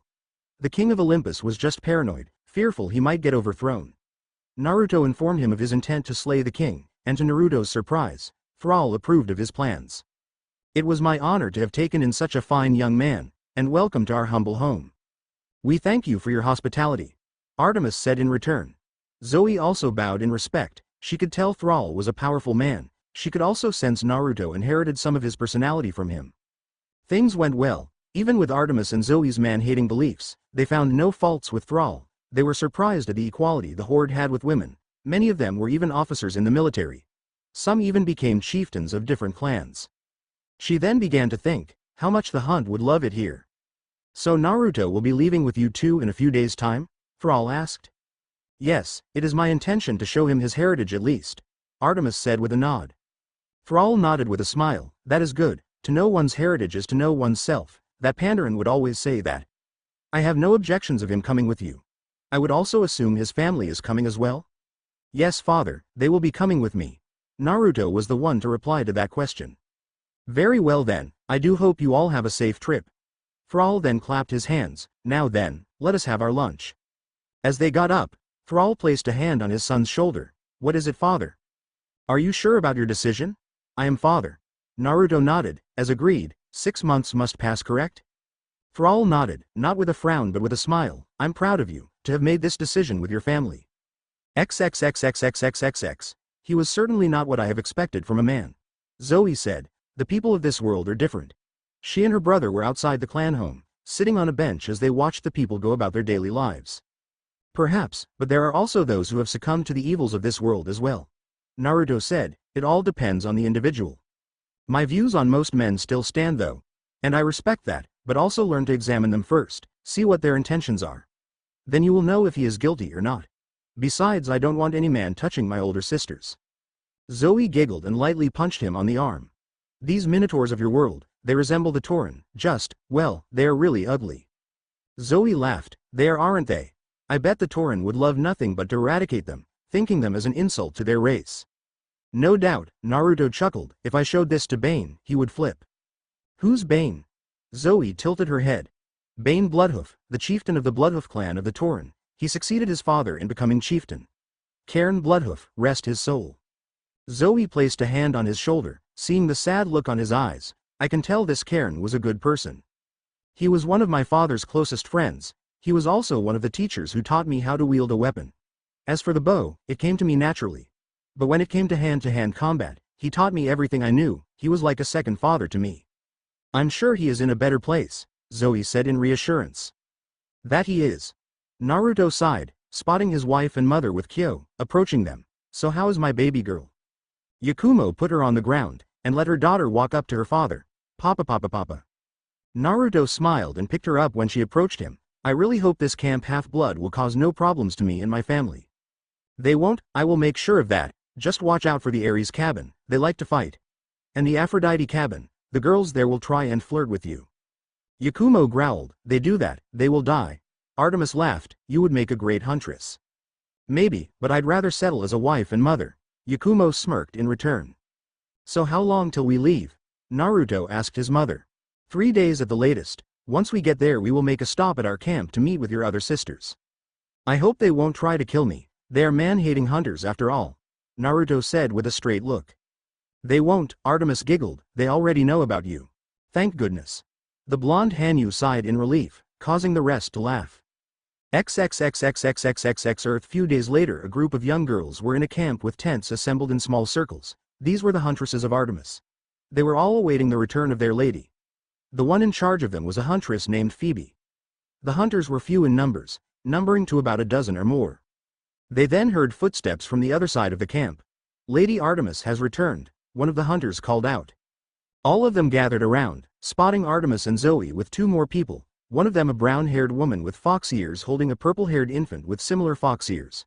With them was a man in red dragon scale armor. This must be their lady's son. "Hello girls." Artemis greeted her hunters.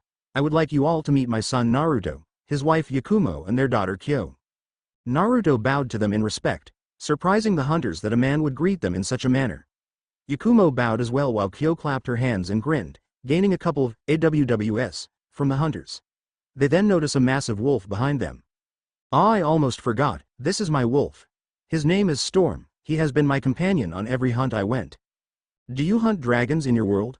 I can't help but notice that you are wearing dragon scale armor?" one of the hunters asked with curiosity.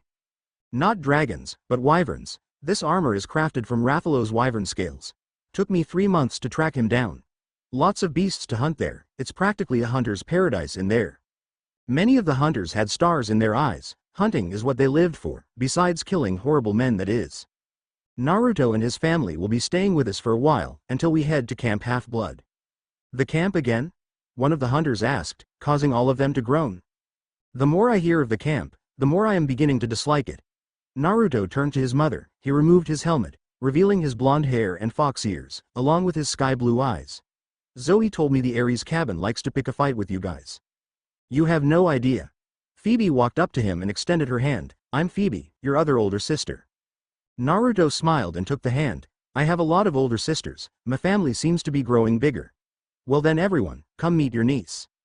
Yakumo set down Kyo onto the ground. The child looked at them with her. Kyo then grinned. Phoebe squealed and quickly grabbed her in a hug. "Oh gods, she's so adorable." Zoe gawked, she had never seen Phoebe like that before, ever. Naruto scooted over to his eldest sister and whispered to her, "You told me she was the tough girl of the group." "She is." Zoe whispered in reply. "I guess Kyo brought her inner girl?" "Well, this is going to be an interesting stay." He looked at the large tree in the camp that seemed to have a flat surface on the top. "I can set up camp up there, it will be easy." "Are you sure? You can just set up a tent with us," Zoe told him with a raised eyebrow. "Camping habit, whenever I go hunting I always set up camp where I can get a good vantage point. Besides, we Hanius can jump pretty high, it wouldn't be a problem for us." Zoe nodded in understanding. Naruto reached into his pack and took out a large piece of raw mint and threw it at Storm, who immediately caught it with his canines and began devouring it. Many of the girls couldn't believe a wolf this size existed. "It's nearly as big as a horse." He patted Storm on the head as the wolf in question munched on his lunch, growling in glee. The Hanyu then reached in for another pack that was on a cart pulled by Storm. He reached in for a wooden shaft a yard long with bladed head about 2 feet long. "Why are there so many spears in the cart?" Phoebe walked up to him, still holding Kyo. Naruto grinned. "These aren't spears, these are arrows." Everyone except for Zoe, Artemis and Yakumo stopped what they were doing and unhinged their jaws. "Those are arrows," Phoebe stammered. "Designed for killing big game, really big game." Naruto replied. He took out another item from the cart. It unfolded itself, revealing it to be a very large bow crafted from the same wyvern scales of the Rathalos. "And this is it, the prominence. Designed to shoot down and kill wyverns and dragons. Once Kyo is old enough, I am going to teach her everything I know how to hunt them." "Papa." Kyo shouted in joy, despite not knowing what her father is talking about. She of course got another squeal and hug from Phoebe. Naruto's sweat dropped at the girl who was supposed to be toughest girl in the hunt. Dinner is ready. Artemis called out to everyone. Yep, this world is interesting. He set a large pack down that had armor with green scales. Naruto, you never showed that one. What is that? Rathian armor for gunners or archers. Bow arm over here has carapace guards. Overall the bow arm is the most protected, just like in archery. Artemis beamed with pride at her son, to be able to use what you kill and craft equipment out of it. Oh, she just had to know more, maybe even make new bows for her and her girls. Digging into her bowl of soup she noticed what looked to be a large fang in the pack. What's that? Lao Shan lung scale, a dragon believed to be as large as a mountain, never seen it of course, just spotted this scale and bought it from a traveling merchant. The monsters I hunt are from the small continents called Naru between the elementals and Kalimdor. That's where I get most of my equipment forged. It's my dream to hunt this dragon. How exciting it is to hunt something that big, he said with a gleam in his eyes. A dragon the size of a mountain? Phoebe gawked, her food nearly coming out of her mouth. Naruto nodded as he took a bowl and bread. Yeah, I'm no master hunter like the more experienced ones out there, but I know my stuff. The only elder dragon I've hunted is a Kirin. He took out a book where he listed all the monsters he encountered and turned a page, showing them what a Kirin looks like. It looks like Phoebe begun speaking, a white unicorn. I know, right? I don't know why it's classified as an elder dragon, but don't be fooled, this thing is fast, and has the ability to call thunder strikes from the sky. It's beautiful. Artemis looked at the image. It is, yet deadly at the same time. I myself had a few close calls hunting it. Thunder strike patterns are random, so it's hard to predict when it's going to attack. Are there any female hunters where you're from as well? One of the hunters asked. Oh, there are plenty. Hunting is for all people who wish to take it up. It's a big profession in those continents and their way of life. Yakumo started feeding Yakumo some baby food and spoke up. We plan on moving there once Naruto retires from military service in half a year's time. It's an amazing place, and hunting there is the main source of income for the people there, which I sometimes do with my husband. Discrimination there is also non-existent. The hunters were enamored by the world Naruto is from. Now they really want to go there. That place seemed to be a hunter's paradise for them. My lady, we have to go there, another hunter said. We will Atlanta, right now we eat or the food gets cold. Artemis laughed. She can't blame them for being excited about the world her son lives in. She too wanted to see what that place is like. Naruto grinned. Don't worry older sisters, I'll take you all there. The hunters cheered. They will all soon go in a hunting trip like never before. But then stopped when they heard rustling. Popping out of the bag was white-furred feline. Yoshi, what are you doing here? Naruto stood up in surprise. The feline meowed. I know that, but how in the world did you get in? I thought you stayed back home. More meowing. Alright, fine, you can stay with us. Naruto, who is that? Artemis asked, and what exactly is it? It looks like a walking cat. Everyone meet Yoshitsune, Yoshi for short. He's part of the feline subspecies of the lineage native to Naru. They make great hunting companions and amazing chefs. Yoshi here is a hunter-gatherer. He feline bowed, and meowed. The reason you haven't met him, Mom, is because he was running an errand for Yakumo. By the way, did you finish it? The feline nodded and reached into his small acorn pack, taking out a couple of leaves. Oh, you brought the herbs with you, that's great, Yakumo smiled. Just set them down here, Yoshi. I'll take care of them later. She pointed to the tree stump. Yoshi meowed and set it down on the tree stump. Naruto handed him a bowl of soup and bread. Phoebe couldn't keep her eyes off the feline. He was too cute. She liked cute things. Sister, I know what you are thinking, but please control yourself. We are still eating dinner, Naruto said in a monotone voice. Phoebe pouted and continued eating, staring at the feline eating his dinner. So how soon do we all go for a hunt? Naruto couldn't resist asking. Tomorrow we resume our hunts, Artemis replied. I want to see how you do. All right. Naruto smiled. Deal. Better get my Rathian armor cleaned up, been a while since I've used it. They continued eating when Atlanta spoke up. Can you tell us one of your hunting quests? Naruto smiled. Oh, where to begin? 2 years ago, roar. 18-year-old Naruto, wearing his Rathian armor and wielding his trusty prominence bow, was jumping from tree to tree in the mountain forest of Yakumo, named after the village of the same name. He was sweating profusely. The Jinoga was proving to be a tough hunt for him. He heard the roar getting louder, the trees toppling over from the distance and the rustle of other trees. He was running out of time. Come on, Yoshi, that trap better be ready. He jumped to another tree and made his way into a clearing where the feline was just yards away behind a bush. He jumped onto the ground and ran as fast as he could. And there he came, The Jinoga, shooting lightning bolts from the trees. Its glowing blue eyes and fur aligned with the scaled claws on its well-developed limbs. It was a sight to behold despite the number of arrows embedded on him. Present time, Jinoga. Atlanta grabbed the book her brother brought with him. Whoa, that is something else. You hunted this? She showed her other sisters the book and gasped at the beast. Naruto nodded, that's right, and he was a tough one. He then continued the story back to the story. The young hunter ran as fast as he could into the bushes where their trap was waiting. He dove into the bush as the lightning bolt shot at him was mere inches away from hitting him. He drew his prominence bow and steadied his aim. The beast coming right at him. And then the ground below the beast collapsed. The beast, enraged by this, shot more lightning at random areas, hoping to kill the hunter. Naruto let loose a volley of arrows while Yoshi threw bombs at it. Its chest weakening, Naruto aimed for it. He exhaled and loosed the arrow. Time seemed to slow for a few moments as the arrow flew right for the beast's heart, striking it dead. The Jinoga let out one last roar and fell dead. Naruto was panting. Some pieces of his armor were torn from the close encounters with the fanged wyvern. Wounds were already beginning to heal thanks to the red chakra living inside him, but it did not recover him from exhaustion and some bodily pain. He fell to his knees while Yoshi brought him an energy drink. Thanks, he said to the feline as he took the bottle. Ancestors was that tough. He fell to his back and gave out a weak laugh. I did it, he silently screamed in victory. He finally slew his first Jinoga. That was the day he also started to make a name for himself, for someone so young to slay an immensely powerful beast. Present time, the hunters were all bug-eyed after the story. Now they really wanted to come there and start hunting those monsters. Naruto chuckled. There was also this one time a spoiled princess from one of the kingdoms wanted a gobel for a pet.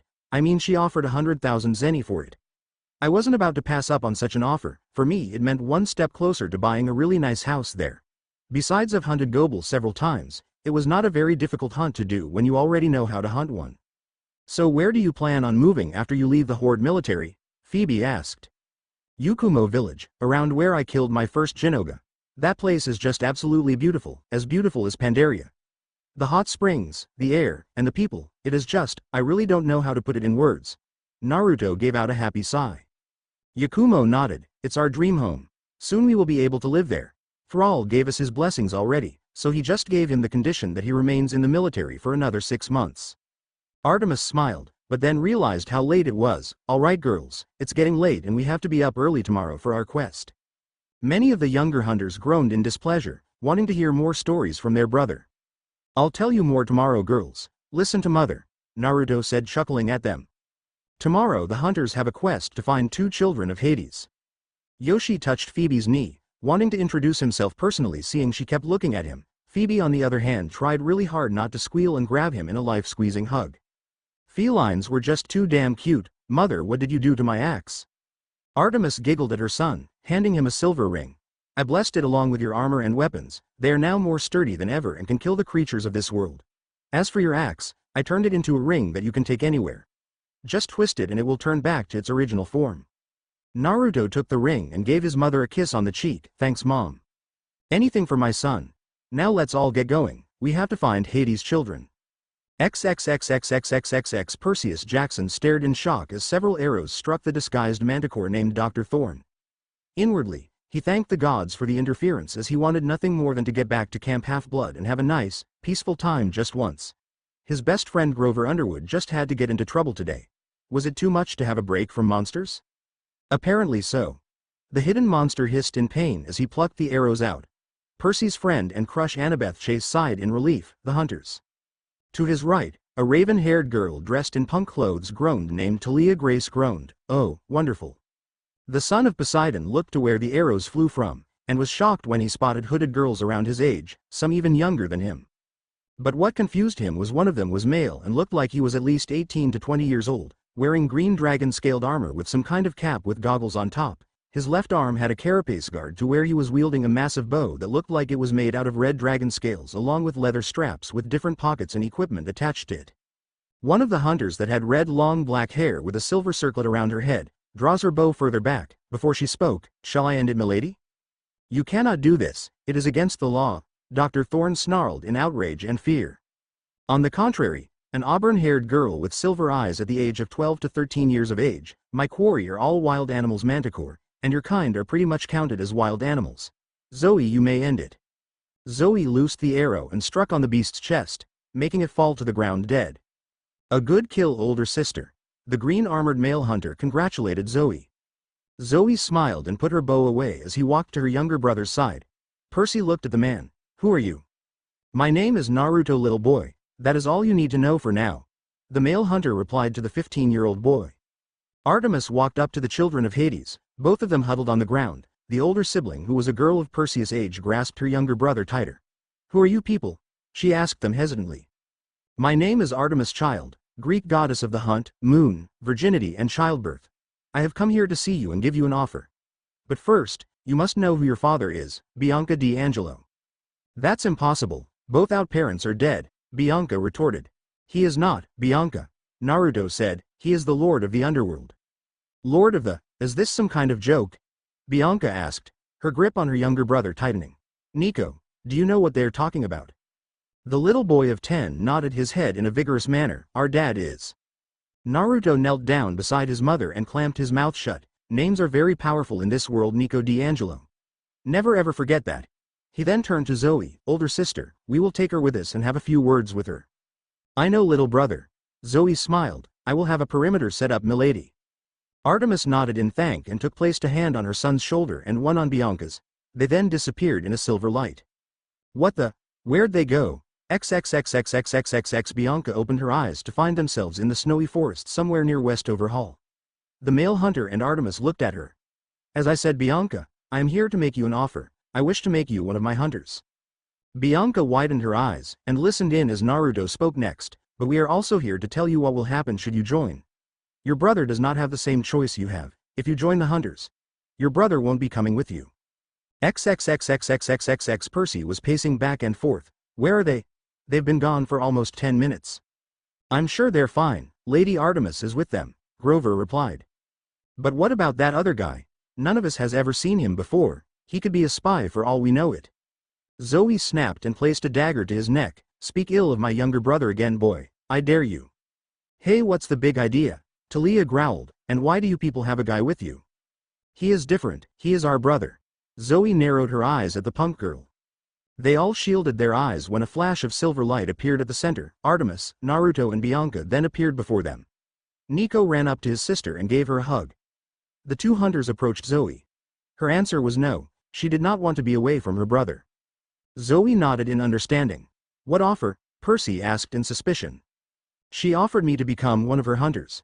Bianca answered, widening the eyes of the son of Poseidon. What? No, she has to go to Camp Half-Blood. Thwack. A large yard-long arrow with the head almost 2 feet in length flew to the left of Percy's head, embedding itself onto the tree. Know your place, son of Poseidon. Or did you not listen that she already said no to the offer? Naruto, Artemis spoke softly to her son. Naruto bowed to his mother. Forgive me, I was out of place. Artemis just nodded. She turned to Bianca and told her, I will respect your decision, family is important after all. But know this, there will always be a place for you.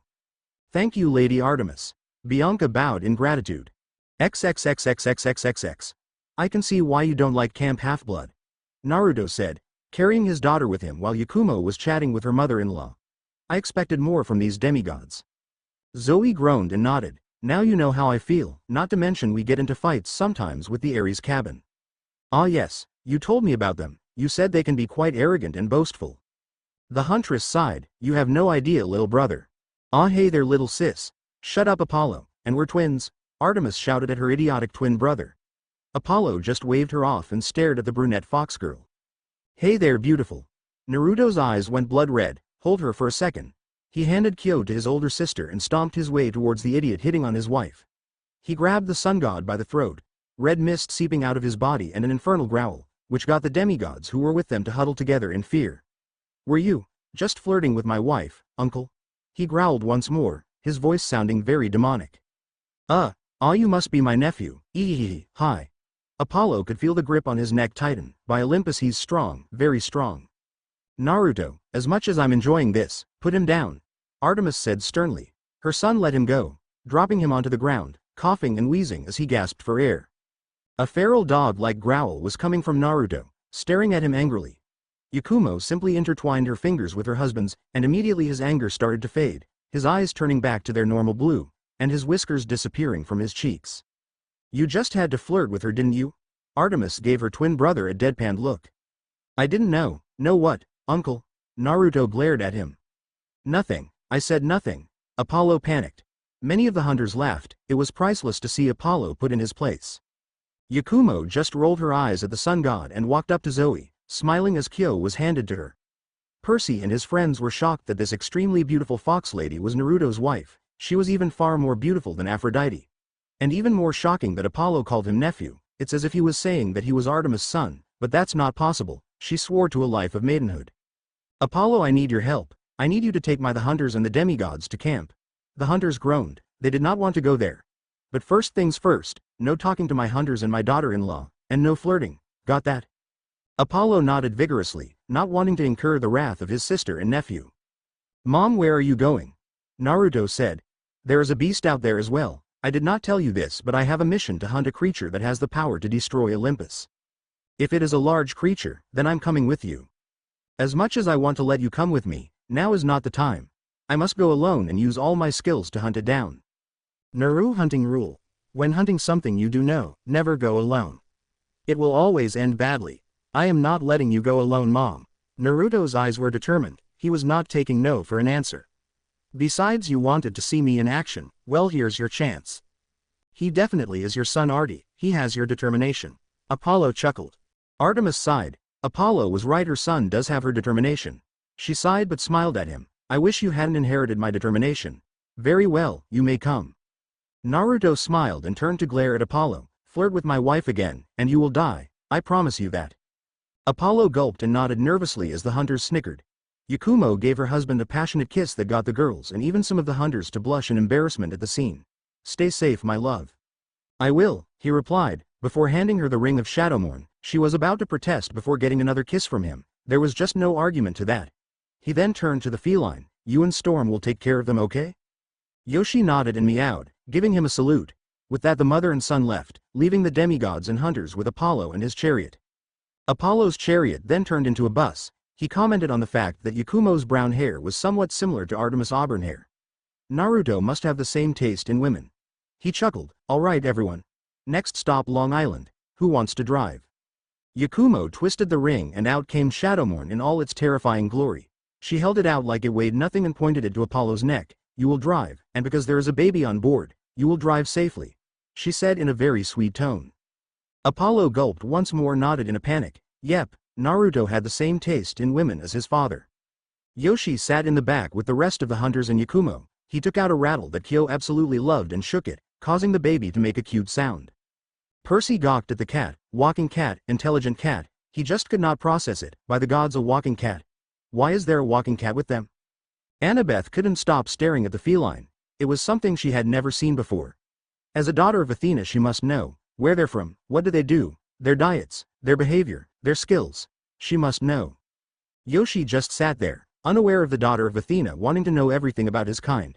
Shaking the rattle as the one-year-old Hanyu laughed and clapped her hands, watching the family feline shake her favorite noise-making toy. Yoshi meowed at Yakumo, to which she smiled at the feline and patted him on the head. I know, Yoshi, I'm sure they're fine, they'll be back in no time. Annabeth's jaw dropped. Yakumo understood what the cat was saying. Yakumo looked out the window and hoped her husband and mother-in-law are well, and that their hunt goes well without any problems. Zoe placed a hand on her shoulder, smiling at her in reassurance that everything will be fine. On their way to Long Island, where Camp Half-Blood, it suddenly started to rain. Thunder rumbling in the distance. Apollo began to worry that the thunder was not his father Zeus doing. Something else is out there. XXXXXXXX. So what are we after exactly? It's called the Ophiuchus, a half-cow half-serpent that can grant the power to destroy Olympus to anyone who burns its entrails. That sparked Naruto's interest. The power to destroy Olympus, the power to destroy Zeus. A certain gleam was evident in his eyes, the type of look wanting to kill. Artemis looked at his son with worry. Immediately she regretted telling him about the Ophiuchus. I know what you're thinking, Naruto. I know you want to kill my father for passing that law.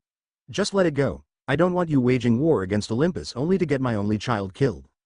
He passed a law that prevents gods from raising their demigod children, expecting a demigod child to understand. A child? He snarled, clenching his fists. He is nothing but a paranoid and shameless man who blames the children instead of the parents for their blunders. He even has the audacity to demand loyalty from them when he deserves none. He scoffed, "Your father is nothing but a pompous, senile old fool." Artemis smiled. She was glad that he grew up to be a fine man, but also worried for him. He was letting his anger towards Zeus get to him. She inwardly sighed. It seems that he inherited her temper as well. They then stopped when Naruto began to stiffen. His body began to tremble. "Naruto, what is it?" "Something is out there." They then drew their bows, Naruto inserting a poison coating onto his bow and readied an arrow.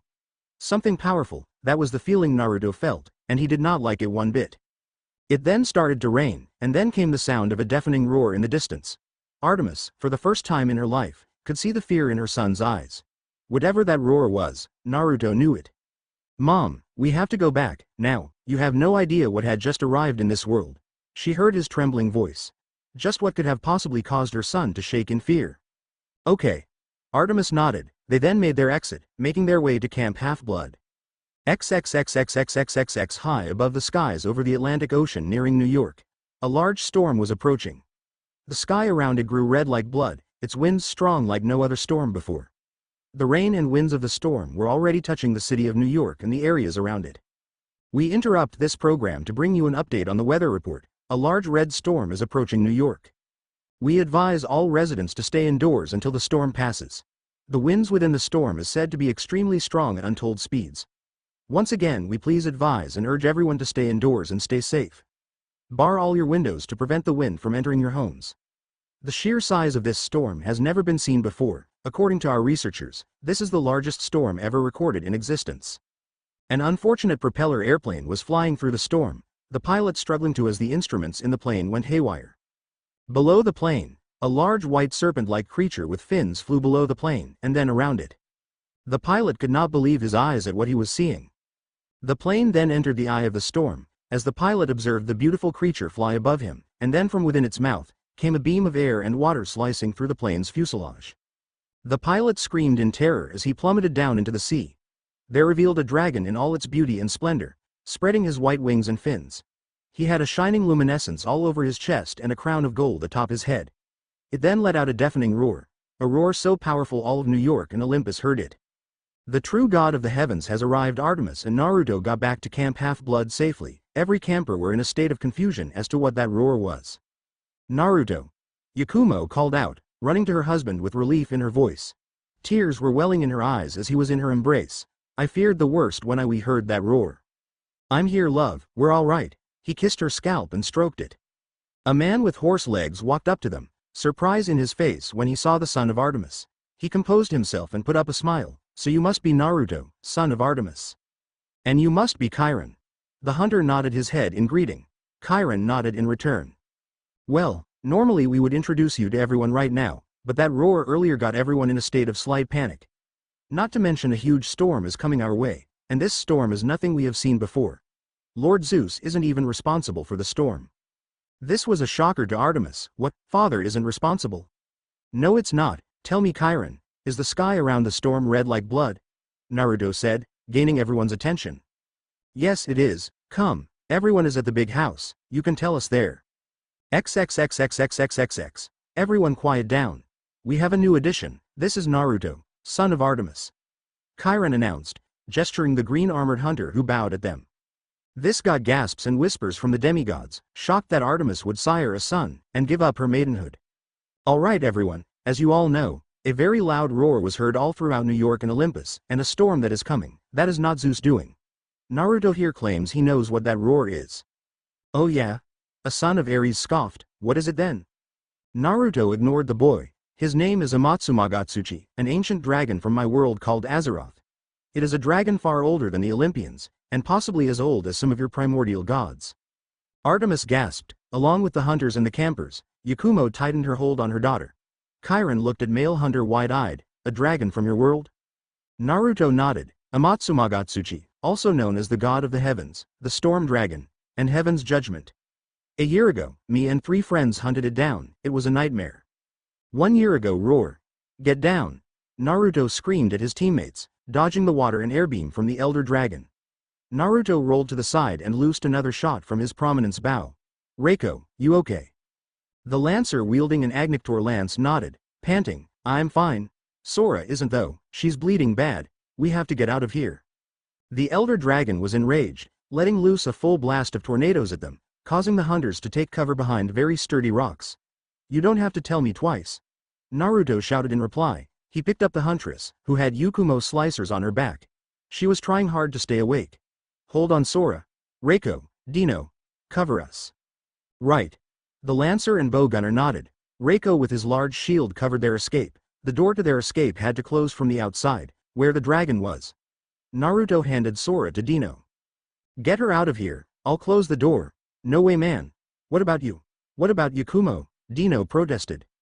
"I'll think of something. Now go." Naruto grabbed the old lever controlling the door, the wind getting stronger and stronger. His friends watched as he struggled to pull the lever, slowly closing the door, their eyes filled with horror that they were leaving their friend behind with the elder dragon.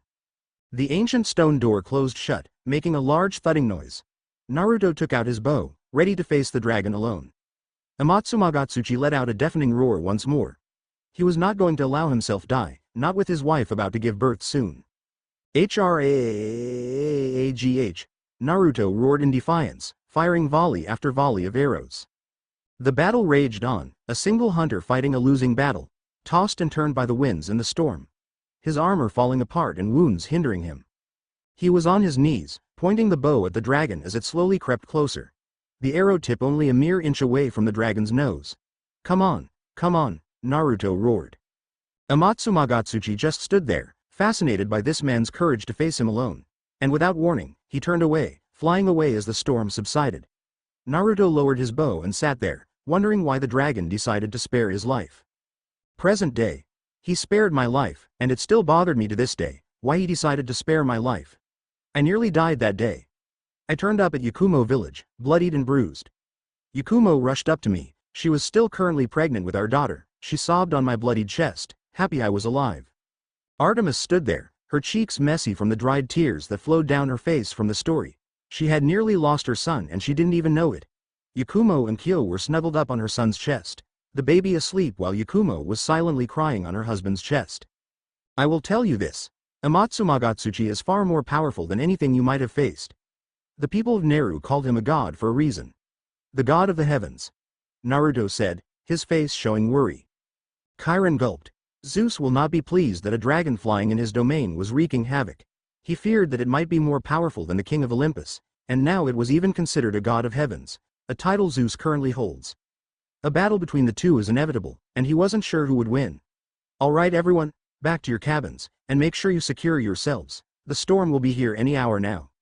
Artemis walked up to her son. I have to return to Olympus, stay safe for now, okay? Naruto nodded and kissed his mother on the cheek. I will. XXXXXXXX. A few hours later inside the Artemis cabin, which was expanded to accommodate the family, the hunters sat on the beds with worry on their face, appearing from their brother's world as a beast of unimaginable power, and it was headed straight for Olympus, which also nearly took their brother's life. They could hear the thunder of the storm, the winds raging outside. Yakumo was currently asleep with Kyo while Naruto looked out the window. The skies were becoming red. The hunters looked out as well and could practically feel the power coming from the storm. After all of this, we're going back to Azeroth. There is no way I am staying here knowing the king of Olympus wants me dead. I cannot afford to put my family in danger. Zoe nodded in understanding at her brother. She could tell that the fates were also angry at him. For someone of this world not tied to the fates, Zeus would want him dead even more. Ever since their arrival, everything just went crazy. She was even tempted to go back with him, knowing that she won't have to worry about the Olympians and the problems of this world. What of the dragon though? Is it going to stay here? I doubt it. Naruto shook his head. He will definitely go back through the portal it went through. I heard of legends of a portal at the ancient mountain where it resides. I'm not really surprised it is true. Knowing that is not his domain, he will leave, but not for a few days.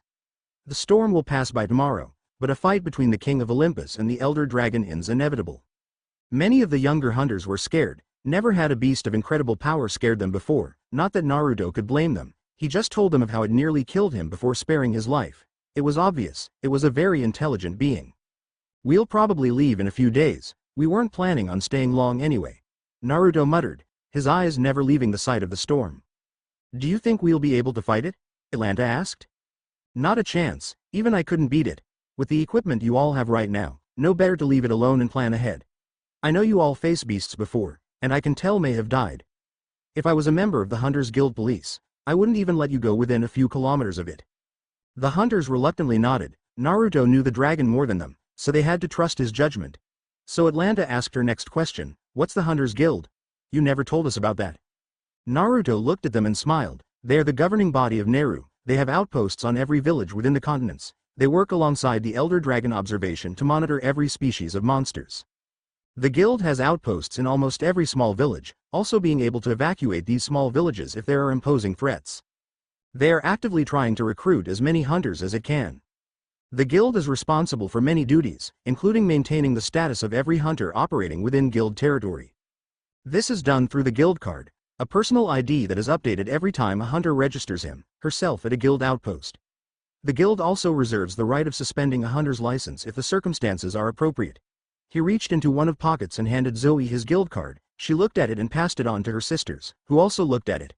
That also signifies that I'm a citizen of Naru, as a hunter. There are also events when a single monster is too much for even the guild to handle. Therefore the guild would rally every nearby hunter in that area under a single banner and fight it. One such example is the Gen Morin, which is native in the continent Yakumo is in. Another one is the Lao Shan, but I've personally never seen it, seeing it is in another continent, which I haven't been to yet.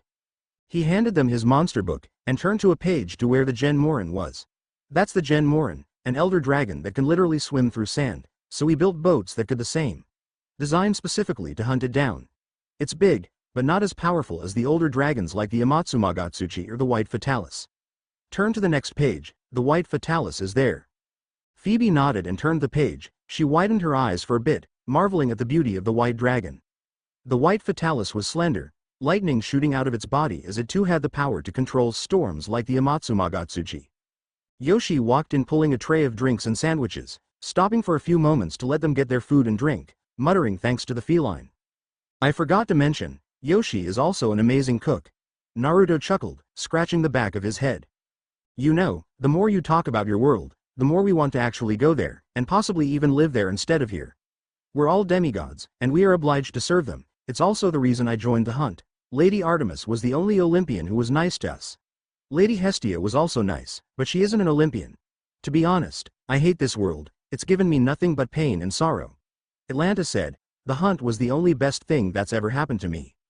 Naruto looked at her with sad eyes. He walked up to her and patted her on the head. How long have you been in the hunt? A few months, I'm only 10. Atlanta replied.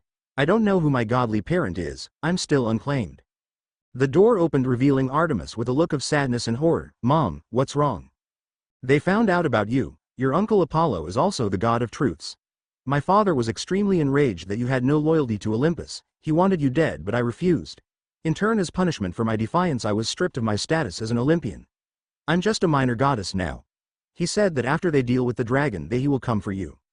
Everyone's eyes were wide in shock. Naruto then quickly went into the room his family was sleeping in and woke his wife up. Naruto, what's wrong? Yakumo asked with worry. Pack your things and get Kyo, we're leaving, now. Yakumo nodded, deciding not to ask any more questions after hearing the tone in his voice. Mom, what about you? I don't care, as long as I'm with you. Girls, looks like you get your wish after all. We're going to Azeroth. Artemis smiled at the hunters, at which they silently cheered. There was no way she was going to let Zeus use her hunters to hunt down her own son. Yoshi, get Storm and the cart ready. We're leaving right away. Naruto ordered the feline. Yoshi meowed and nodded. Amatsumagotsuchi will be used as a distraction. He will stay within the city for a full day until he decides to leave. Mom, how far is it to the portal? A few hours walking distance from our previous campsite. The Olympians are too busy with the Elder Dragon, so we have a lot of time. Good, everyone, we're leaving, and hope that we never hear from this place again. XXXXXXXX. Using the cover of darkness and the distraction the dragon is giving them, they moved swiftly through the cover of the trees after they flashed out of Camp Half-Blood into the campsite when they arrived. They walked through the thick forest far away from New York where chaos was ensued. There it is. Atlanta pointed to a few stone formations with runes and purple misty doorway in the middle. All right. Once we go through the portal, Yoshi and I will plant a few bombs to destroy the portal, cutting access to Azeroth. Amatsumagotsuchi probably found his own portal somewhere in the ocean. My guess is it's probably the Bermuda Triangle. A lot of crazy stuff happens there, Phoebe said, petting Storm on the head. Naruto nodded. Everyone through the portal. Yoshi lighted up. As soon as everyone got through, Yoshi and Naruto placed barrel bombs and light the fuse and quickly ran into the portal. A few seconds later after they disappeared, the bombs detonated and destroyed the rock formation, cutting access to the portal for good. XXXXXXXX at the other side of the portal within the elemental nations, everyone got through safely. They were relieved that for once, they were now experiencing true freedom. Did your brother know about the portal? Artemis shook her head. I made sure he didn't see me. He never knew about you until you actually met him. Good. Well, we can just transport to the gates of Orgrimmar. I studied the seal they used and we can use it as well. Naruto's mother smiled. She told everyone to grab each other by the hand once more. Naruto drew a seal on the ground big enough for everyone to stand inside the circle. With a few hand signs they disappeared in a plume of smoke. A new chapter of their lives had finally begun, and this time together as a family. XXXXXXXX back in New York, the Amatsumagatsuchi in all its glory, not being covered by the mist, was scaring the populace of the city. Windows were shattered and some buildings were destroyed by the strong force of the wind.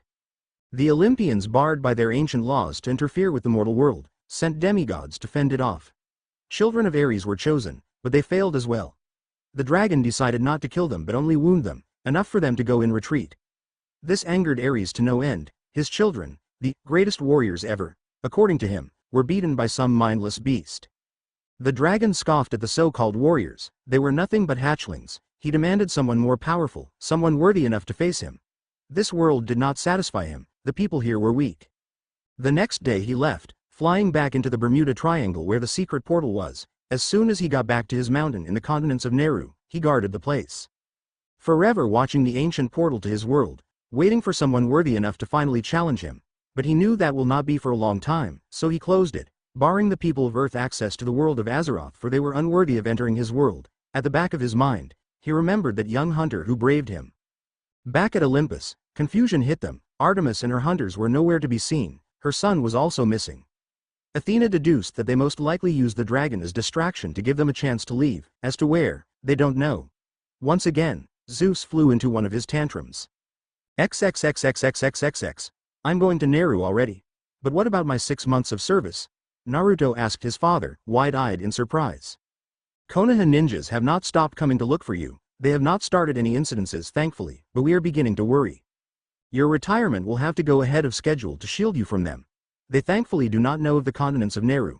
Therefore you will have to leave within the week before another set of Konoha ninjas arrive. Thrall smiled and placed a hand on his son's shoulder. You have done so much for the Horde in the past 6 years. You have served my son. This is our gift to you. Live your life to the fullest from now on. Naruto smiled in return. I will, father, thank you.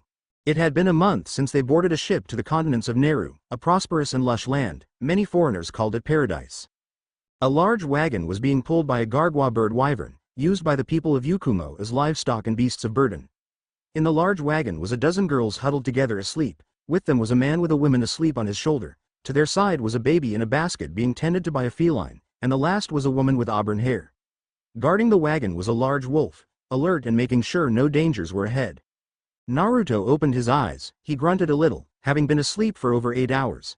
He gently lay his wife on the floor of the wagon as to not wake her. Pulling the sheets covering the wagon over him, he spotted a small village in the distance. Smiling that they were practically here, he moved over to his older sister and gently shook her. Zoe, we're here. The raven-haired girl gently opened her eyes. Her brother moved the sheet a bit to let her see. Her eyes then widened. There it was, Yakumo village. It was even more beautiful than she had imagined. The oriental-looking red buildings overlooking the valley below. They were just a few minutes away. Girls, we're here, Zoe called out to her sleeping sisters. The girls groaned, some mumbling words like, 5 more minutes and, not yet. Phoebe rubbed her eyes and slowly pulled herself up. Whoa, girls wake up. We can see the village from here. Play Yakumo Village, Monster Hunter Portable 3rd soundtrack. Atlanta and the rest sat up. They also widened their eyes at amazement, their new home. A peaceful-looking village overlooking a beautiful valley below. They could spot the people doing about their business. The blacksmiths crafting weapons and armor for other hunters. Hot springs being used by hunters and villagers alike. Felines working on farms and tending to their shops. This was paradise, a hunter's paradise. Beautiful, isn't it? Naruto smiled at them. They all nodded. Artemis woke up next from the noise the girls made. And the first thing she saw was the beautifully crafted buildings of Yakumo. Oh my. Welcome home, guys. End song. XXXXXXXX. The wagon stopped and everyone got off. Yakumo still holding her sleeping daughter. They waved the feline wagon driver goodbye as it drove off.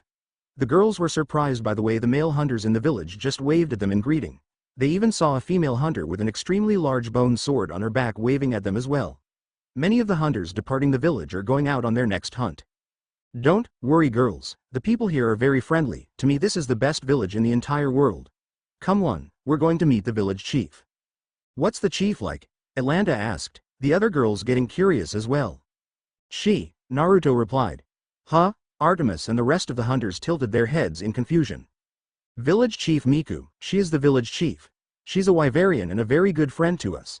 Yakumo said in reply. The girls had their jaws drop that a woman is the leader of this beautiful village while Artemis just looked stunned. A little boy was playing with his ball when he stopped and looked at Naruto with widened eyes. Guys, Naruto's back, he shouted. Within a few seconds the entire village came alive. The people greeting the blonde Hanyu and his wife. Welcoming him back with open arms. Miku walked up to them and gave them a hug. Oh, it's so good to see you. We were wondering when you would come back. Well, here we are, and we're here for good this time. Naruto replied, gaining cheers from the crowd. The people then started setting up the entire village for a festival for the family's return. Artemis and the hunters were stunned at how much the people loved them. The village within minutes was being filled with people setting up their food stands and games. The felines were also hard at work setting up their shops, from foods, to games, and to small fishing ponds. Naruto walked up to them lightly laughing and grabbed Zoe's hand. Come on, Miku wants to meet you all. They walked up a young-looking woman. She was absolutely beautiful, her black eyes, her long ears slightly pointing down and her black hair neatly tied into a Japanese princess-type style with a crown and ribbons on top. She wore a white kimono with a white obi with green leaves and purple sashes. She smiled and bowed to them in greeting. Ah, you must be the rest of his family. Welcome to Yakumo village. We have already prepared a place for you all. Naruto has already purchased the home. It's right over there. She pointed to the house just to the left of the stairs leading up to the guild hall. Naruto's home is just past that. Now please your stay as we prepare for the festival. XXXXXXXX night had come and the festival had begun. People had begun arriving. An elderly Wyverian and a feline wearing yellow helmets walked out of the village carrying pyro equipment for fireworks, heading for the hills to set them up from a distance. Music began to play, the feline drummers on the top of the tower being led by another feline wearing a green yukata and a hat with a paw emblem. He had 2 fans to lead the drummers. More feline were down below dancing around the tower. People joined with the felines and danced with them. Artemis and the hunters were a bit overwhelmed at how friendly the people were to them. Even the men just smiled and shook their hands, telling them they are most welcome here. A shakalaka wearing an acorn hat sped through them and immediately went to the hat shop being tended by the feline owner. The feline was caught off guard by how fast the shakalaka switched hats. He rubbed his eyes to see if he was hallucinating. A man tending to a mini bogan store led the huntresses to his game, handing Atlanta a small bogan and pointed to the toys on the shelf. Shoot one of them and you win it, just pick your target. Atlanta just nodded and took aim. Artemis just watched in awe at the people, men who weren't like those she viewed as evil and are actually very nice. Yakumo walked up to her smiling, wearing a different outfit than usual. She was wearing a dark pink outfit with white sleeves and a dark pink hat with golden diamond symbol with a gold X over it. Yakumo, what's with the new outfit? You are looking at Yakumo Village's newest Hunters Guild receptionist. I handle giving out hunting contracts to all hunters. Yakumo replied. She then looked at the girls playing the shooting game and winning prizes. It's nice, isn't it, this place? It's a bit overwhelming. I mean, all my life besides Minato and Naruto I believed all men were vile and pig-headed. Here they are nothing like it. You'll get used to it. She looked at her husband currently talking to some fellow hunters while Yoshi was taking care of a sleeping Kyo. We're finally home. We are, Artemis smiled, looking at her best friend Zoe with hunters cheering at the prizes they've won. Phoebe surprisingly got a feline plushie.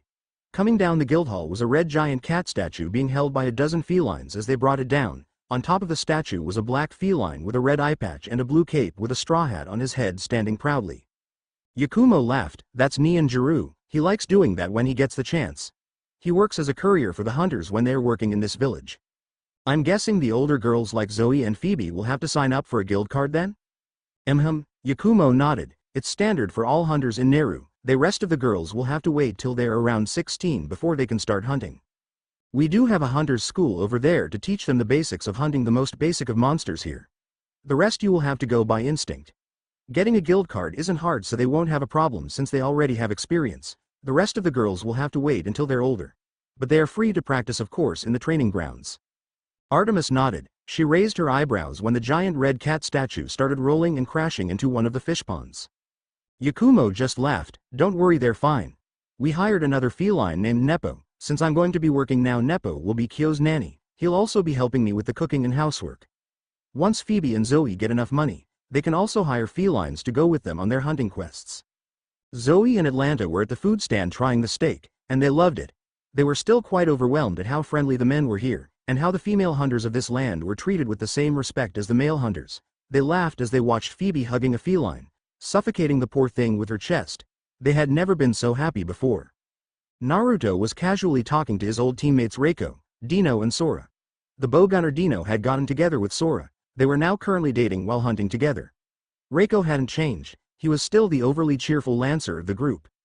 A young girl with dark brown hair walked up to Naruto and partially hid behind his back.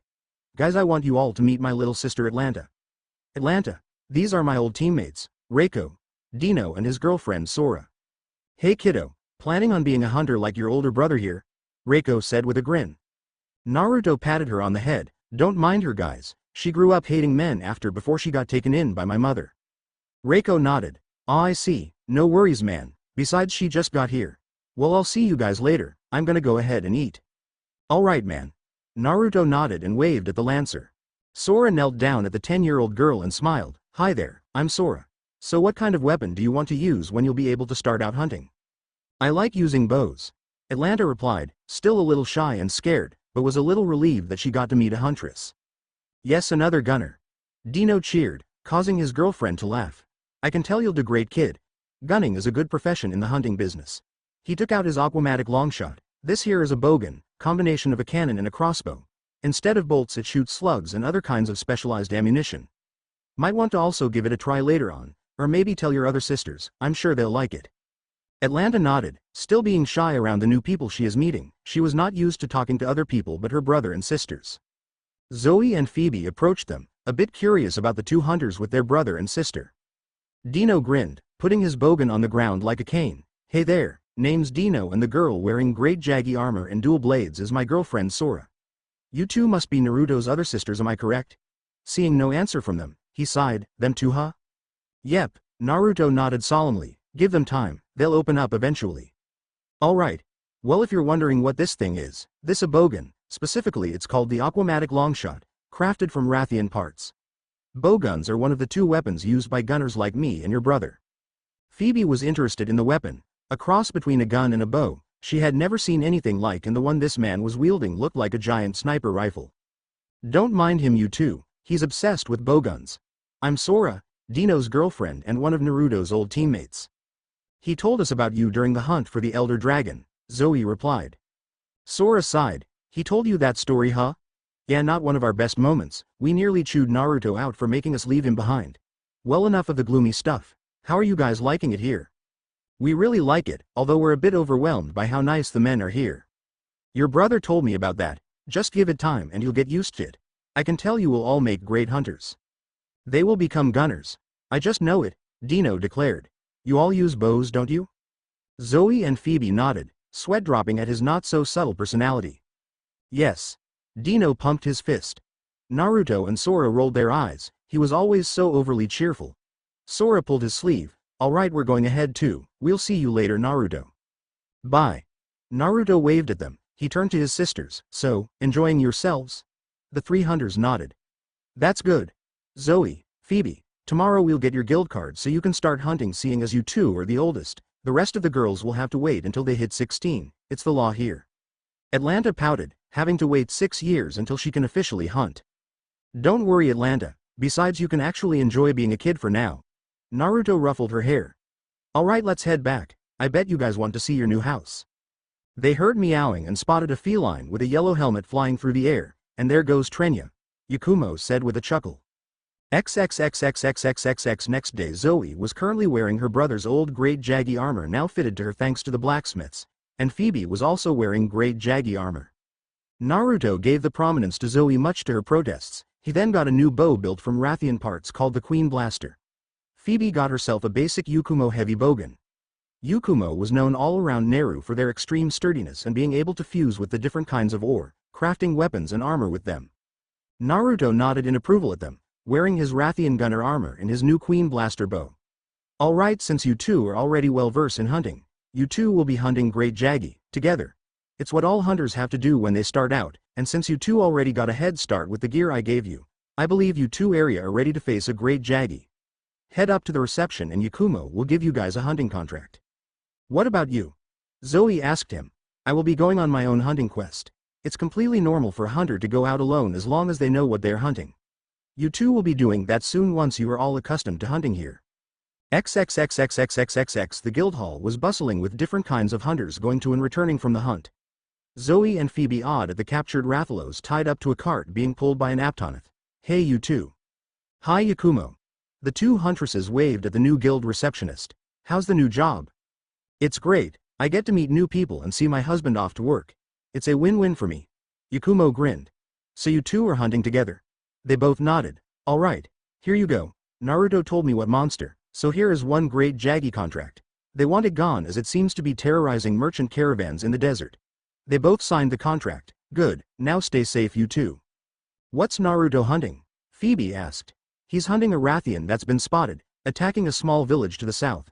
He really wants to help you guys get started. In other words, the both of you are being sponsored by him. Yakumo giggled. Don't worry you two, this isn't the first time he went off hunting alone. Yoshi walked into the guild hall wearing his trusty Yakumo set and wielding a small katana. I'm coming with you too, he meowed. It seems Yoshi wants to tag along you two and make sure you both are alright. Yakumo smiled. Of course he can come, Phoebe said with stars in her eyes. Thanks Yoshi. No problem. Yoshi meowed. I actually want to see how well you do on your first hunt. Zoe smiled. Thanks Yoshi, we'll do our best. XXXXXXXX. They were used to hunting in packs against a single prey, encircling their target until they go in for the kill. Not the other way around. This is ridiculous. Phoebe fired another shot at the Jaggy pack, being led by their target the Great Jaggy. There's no end to them, they just keep coming. Just keep shooting. Zoe shouted, firing off another arrow at the oncoming Jaggy, striking it right at the eye. Boom! Yoshi throws a barrel bomb at one of the Jaggies. Welcome to monster hunting you two, he shouted, taking out his katana and slashing another Jaggy's head clean off. Phoebe, keep shooting, I'm going straight for their alpha. If we take him down, they'll crumble. Right, Phoebe nodded while firing another volley of scattershot rounds at the pack. Zoe, throw a flash bomb, Yoshi ordered. All right. She reached into one of her pockets and grabbed a yellow sphere. She threw it and exploded as it landed on the ground, blinding and disorienting the entire pack and their alpha. Seeing her chance, she closed in and fired a volley of arrows at the Great Jaggy, one of them impaling its neck. The beast cried in pain and panicked as it fell to the ground. Zoe loosed another arrow and this time aimed for its chest, right at the heart. Seeing their leader die, the Jaggy pack scattered in fear. Just to make sure, Zoe stabbed the Great Jaggy with an arrow, using it like a dagger to make sure it really is dead. We did it, she sighed in relief. Thank goodness. Phoebe fell to her knees, feeling exhausted. Yoshi then gave them cold drinks to refresh them. Nice work you two, Yoshi congratulated them. Soon you will be hunting even bigger game, but first you two will have to get used to hunting like this. No kidding, I lost count on how many Jaggy we had to kill, Phoebe said, nursing the scratch on her leg she got from one of them. Zoe nodded. Indeed, but soon that will pass. We all have to start somewhere. You know, we're technically more than 1,000 years old, but then again we're also eternally 20 since we stop aging at that point thanks to Lady Artemis' blessing. Phoebe reminded her. Yes, but none of the people know that. Best that they not know either. We came to this world to start a new life, let's not drag our pasts with it. Yeah, well let's go grab a cart and bring our kill in before it starts to rot. Phoebe replied, standing up and stretching her arms. I really like this place. I do too sister. This is nothing. Wait till you two get to hunt Gen Morin later on, that's where the fun begins, Yoshi grinned. Naruto had just killed the Rathian, having hunted them so many times, he had grown accustomed to learning how they behave, so hunting them was quite simple. With the Rathian dead, feline workers loaded it onto a cart and secured it for transport. He will be using this entire wyvern to sponsor his older sisters so that they could get better gear for their hunting. All they had to do was get used to hunting in these lands as it was considerably different to the way hunted back at Earth. So they needed a lot of help to get started, and they were family. Family always helped one another. They would need better gear if they wanted to get up to speed. He smiled, proud of his work as he watched the Aptonaths pull the cart away. He could not wait to get back home, specifically in the arms of his lovely wife. XXXXXXXX Zoe and Phoebe were greeted by their younger sisters, being bombarded with questions as to what their hunt was like. It was certainly different. I mean, being attacked by a pack of Jaggy was certainly something else. Phoebe nodded. Yeah, I mean, having to use different tools for a single hunt is definitely different to what we were used to doing. Ah, now I really want to go hunting with you guys. Sorry Atlanta, you're gonna have to wait 6 years before you are legally able to hunt. It's the law here.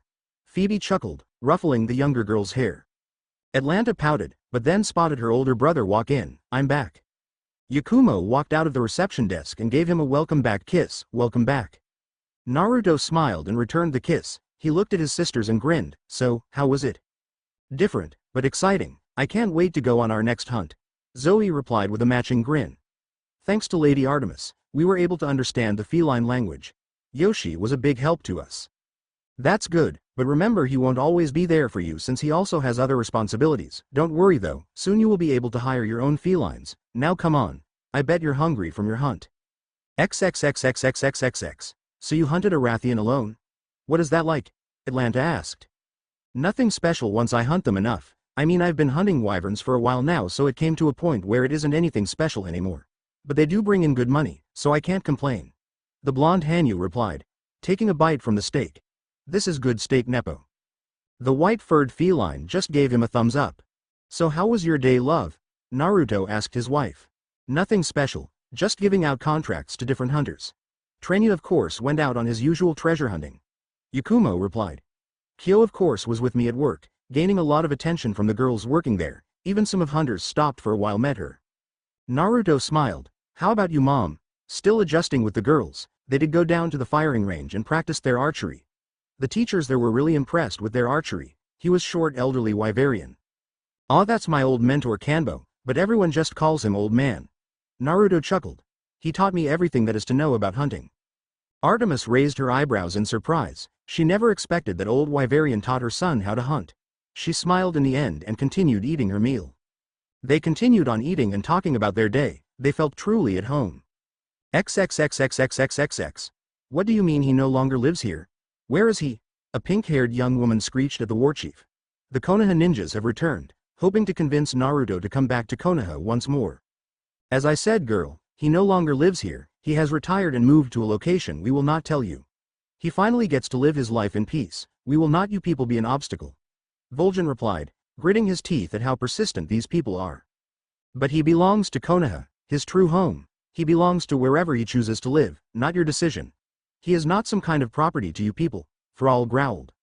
Sakura was about to retort when Sasuke placed a hand on her shoulder. That's enough, Sakura, we can't convince them. Let's just go. She sighed in defeat and walked out of the building. Sasuke bowed to them and followed his teammate out. Vol'jin sat back on his throne with a sigh. It's only a matter of time before they find him. We need to warn him. Agreed. Thrall nodded. XXXXXXXX. I don't believe them. Naruto belongs with us, where his friends are. Sakura huffed. You know they're right, Sakura. He doesn't even want to come back to Konoha. So why even force him? She tried to argue to that, but just gritted her teeth, tears flowing down her face, frustrated with herself at how poorly she treated him when they were still a team. Sasuke sighed and understood her feelings well. After all, he tried to kill during his defection to Orochimaru until he was brought back. After hearing of his banishment, he vowed to better himself. During his probation, he went through so much counseling with the Yamanakas to get rid of his mentality that he was an elite because he had Uchiha blood flowing in him. He wanted nothing more than to earn Naruto's forgiveness. What was worse was how Hinata became bitter about all of this. She became cold and distant because she wasn't the one married to Naruto and had a child with her. She then became obsessed with becoming stronger, deluded with if she could prove herself then maybe Naruto will choose her instead. Her teacher Kurenai became extremely worried about her, Neji included. The day they came back to Konoha from their first mission from Orgrimmar, Hinata went into more hysterics, screaming, "It should be me, not that bitch." She was never the same after that. She was actually strong as it took 6 people to restrain her, making her pass out from exhaustion. Sasuke sighed once more and took Sakura's hand, intertwining their fingers. Come on, let's just go home.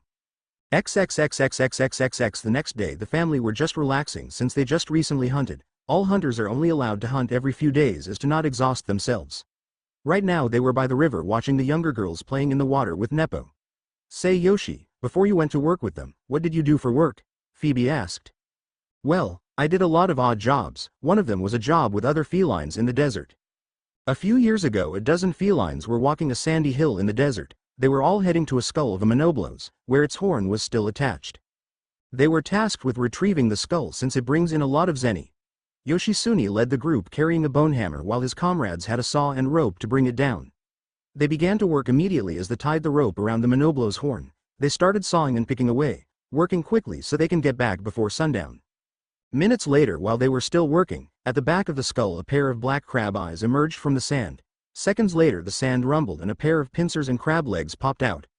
Yoshi and his friends got startled.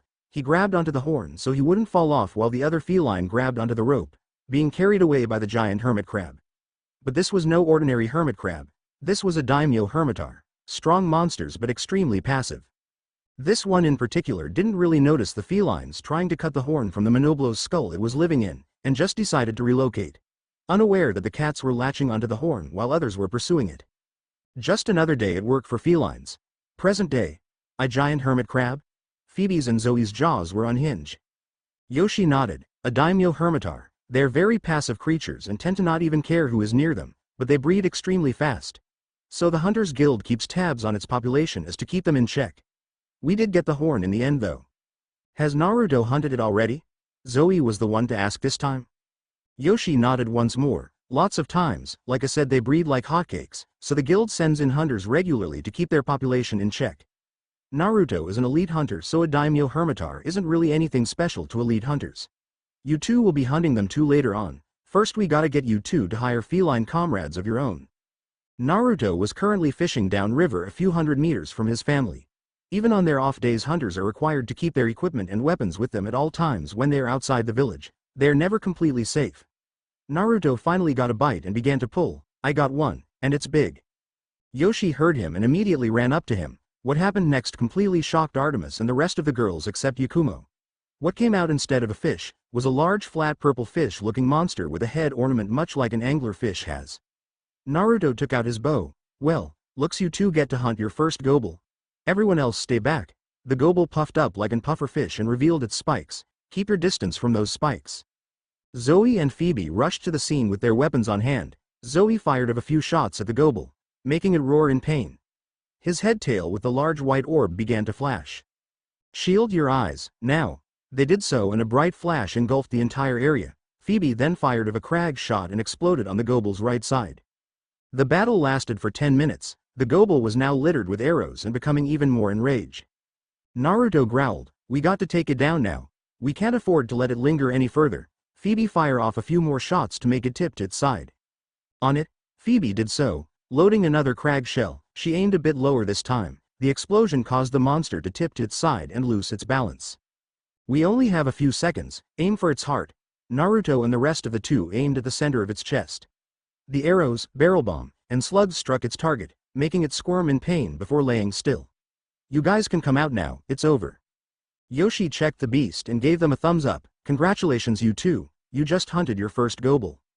The rest of the younger hunters including cheered. They got to see them in action for the first time. Artemis was proud of them, working together to take down their prey. They decided to head home so they could celebrate another successful but unexpected hunt.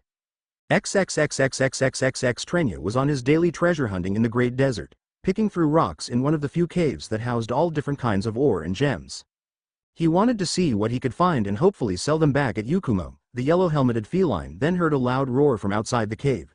He ran out to see what that noise was, and lo and behold, a large elder dragon emerged from the sands in the distance. Two large tusks. What was different was the violet ore covering its upper body. Trenya just spotted a lot of valuable ore on this variant of Gen Morin. Grabbing his stuff and the gems and ore he collected, he got back to his little sandboat and sailed towards the elder dragon, intending to brave it and hoping to see what treasures he could find on that elder dragon. The guild hall was packed. The sighting of a hallowed Gen Morin coming for Lock Lac City got the Hunters Guild on high alert. Naruto was with his two older sisters signing up for the mission as they will be heading down to the Great Desert to board a hunting ship. Yakumo was now currently hugging her husband, bidding him a safe journey. I'll be back before you know it, okay?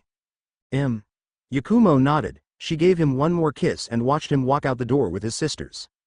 XXXXXXXX. One day later the hunting ship was on its way to Lock Lac City, joining other ships for the hunt of the massive elder dragon. The ship's captain was scanning the horizon for their target. He then spotted a school of Delics swimming on the sand in the distance. "Delics at our 10 o'clock. The captain shouted. The rest of the crew roared, excited for their hunt. "Zoe, Phoebe, get ready!" Naruto screamed as he manned the ballista. "Play Gen Morin theme." The two girls nodded and readied their weapons. Other crew members began delivering cannonballs for the cannons. And then it came like a whale in an ocean, jumping over one of the ships with a loud roar. Zoe and Phoebe, having never seen one before, had their jaws drop at the sheer size of the beast flying over them and back into the sand. "Focus, you two, we're in for it now," Naruto ordered. They recomposed themselves and readied their weapons, watching the other ships close in. Naruto was the first to fire the ballista binder, hooking the harpoon onto the beast, followed by other harpoons from their ship and others. "Cannons. Fire!" the captain ordered. All ships opened fire at the great mountain dragon, littering it with arrows, shells and harpoons. Their ship got closer and gave Naruto and the other hunters to climb onto the ship. Zoe and Phoebe decided to stay on board the ship as they were not experienced enough to do something like that. They watched, amazed at their younger brother getting on top of the giant dragon and made his way to the beast's head, pouring arrows onto its tusks, attempting to break them. Naruto slapped on a power coating on his queen blaster and poured so much arrows on the dragon's tusk. A few seconds later, the power-coated arrows broke the first tusk. Naruto was sent flying, thankfully back onto the ship as he caught a rope. He got back onto the ship's deck and grinned at his sisters who were stunned at what he did. "Keep firing, you two, we're gonna get him today." The crew roared in agreement, continuously firing the cannons and ballistae. The Gen Morin roared in pain from the multiple wounds inflicted upon it as the hunt went on for 2 hours on the sand sea. "Captain, we're approaching the walls of the city. All right, people, prepare for defensive emplacements." XXXXXXXX. The dragon looked so big when they were in the sand sea, but now it looked even bigger on the hard sands by the city barrier. The girls felt the thump of the elder dragon's footsteps, looking at the magnificent beast's figure get bigger and bigger. "Stay focused, you two. I don't want this first Gen Morin hunt to be your last," the captain told the two sisters. Both of them nodded dumbly, a bit taken aback by a man worried for their well-being. The other hunting ships formed a wall blockading the entrance to Lock Lack City. Zoe and Phoebe were nervous. Of all the beasts and monsters they have hunted during their time with Artemis Hunt, they have never hunted something this big before. Naruto placed a hand on their shoulders, giving them a reassuring smile. "Let's do this, you two. Here it comes," a hunter called out, pointing to the enclosing mountain dragon. "Ballistae and cannons ready. Hunters, ready your weapons. We take it down today," Naruto roared, pumping his fist into the air. The other hunters from the other ships roared in agreement. Male and female hunters taking out their great swords, long swords, sword and shields, bows, bowguns, hunting horns, lances, switch axes, charge blades and insect glaives. Today they take it down. Gen Morin is within firing range. Fire! A torrent of cannons and harpoons were loosed upon the great mountain dragon. Naruto and his sisters loosed their arrows and bogan shells at the oncoming beast. "Hey guys!" A voice came from the other ships, and spotted a red-haired huntress with dual swords. "Sora, you're here." Zoe smiled and waved at her. "Where's your bow gunner?" Naruto asked as he loosed another arrow. "He's back at the ship firing his bogan and preaching at how gunners are the best." Sora rolled her eyes, chuckling. "That's because we are," Phoebe declared. Sora looked at Phoebe with horror. "No, not you two."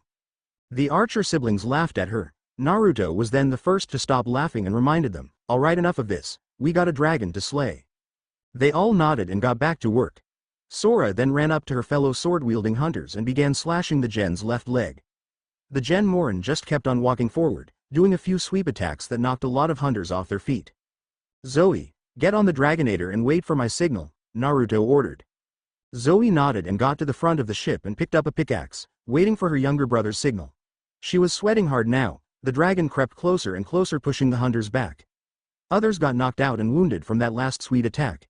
She watched her siblings fire at the dragon, trying to take it down. And then it got close to where the Gen Morin was about to body slam the ship. "Zoe, now," Naruto roared. End song. She slammed the tip of the pickaxe on the contraption, activating the giant spear attached to the ship. The Dragonator then sprung to life and speared itself onto the mountain dragon's chest, straight to the heart. The dragon roared in pain one last time and fell onto its side dead. Everything went quiet for a few seconds until the captain, who was a large man, picked up Zoe and sat her on his shoulder, cheering and congratulating her. The other hunters began to sing in cheers at her and approached her, clapping their hands. Zoe in question was stunned, Never had she ever received praise like this before, and she was receiving praise from both women and men.